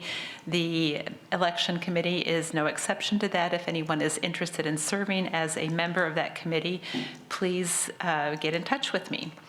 And then finally, the annual membership meeting for RCSC is coming up on Wednesday, November 29th at 6 p.m. here at Sundial. There are some deadlines for submission of motions for that in order for us to be able to put together an orderly agenda that is also available to people who may be interested in collecting proxies. And that varies depending on the type of motion that you would like to submit. So there is a piece of paper in the back with these dates on it, but for those who may be watching this video remotely, let me just read them to you. Any motions to change the articles of incorporation need to be submitted by Friday, October 13th. Any motions to revise corporate bylaws or board policies need to be submitted by Friday, November 3rd. Any other substantive motions requiring a membership vote need to be submitted by Friday, November 10th. And any completed proxy forms are due on Monday, November 20th. If you have any questions about that, please ask or see Marcia. Are there any other announcements, liaisons, committees, Treasurer Fast? Yes, I want to be brief because you guys have been here for 3.5 hours. The SAC committee is holding town halls. We haven't got the information together yet to provide you with a good town hall and a good opportunity to input into the Strategic Alternatives Committee deliberations. So we have moved the town halls into November. There's still going to be 4. We are waiting, the current status is, we're waiting for the architect to come back with cost estimates so that we know what costs we're talking about. Thank you. Thank you. All right, no further committee or liaison. I will move to advise that the next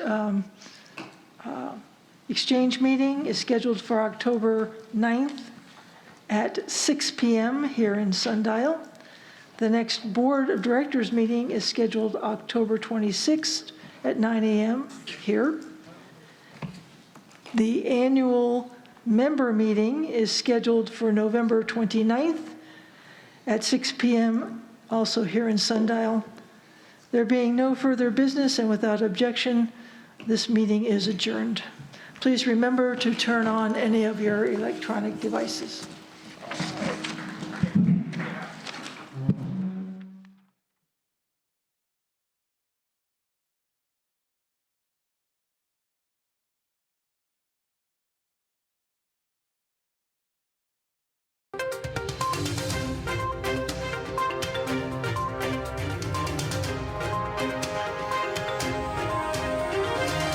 This is a copyrighted production of the Recreation Centers of Sun City Incorporated and is intended for the sole purpose of informing our Recreation Center members.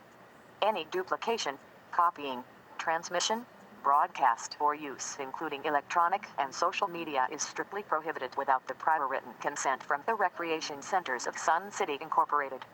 Thank you for watching.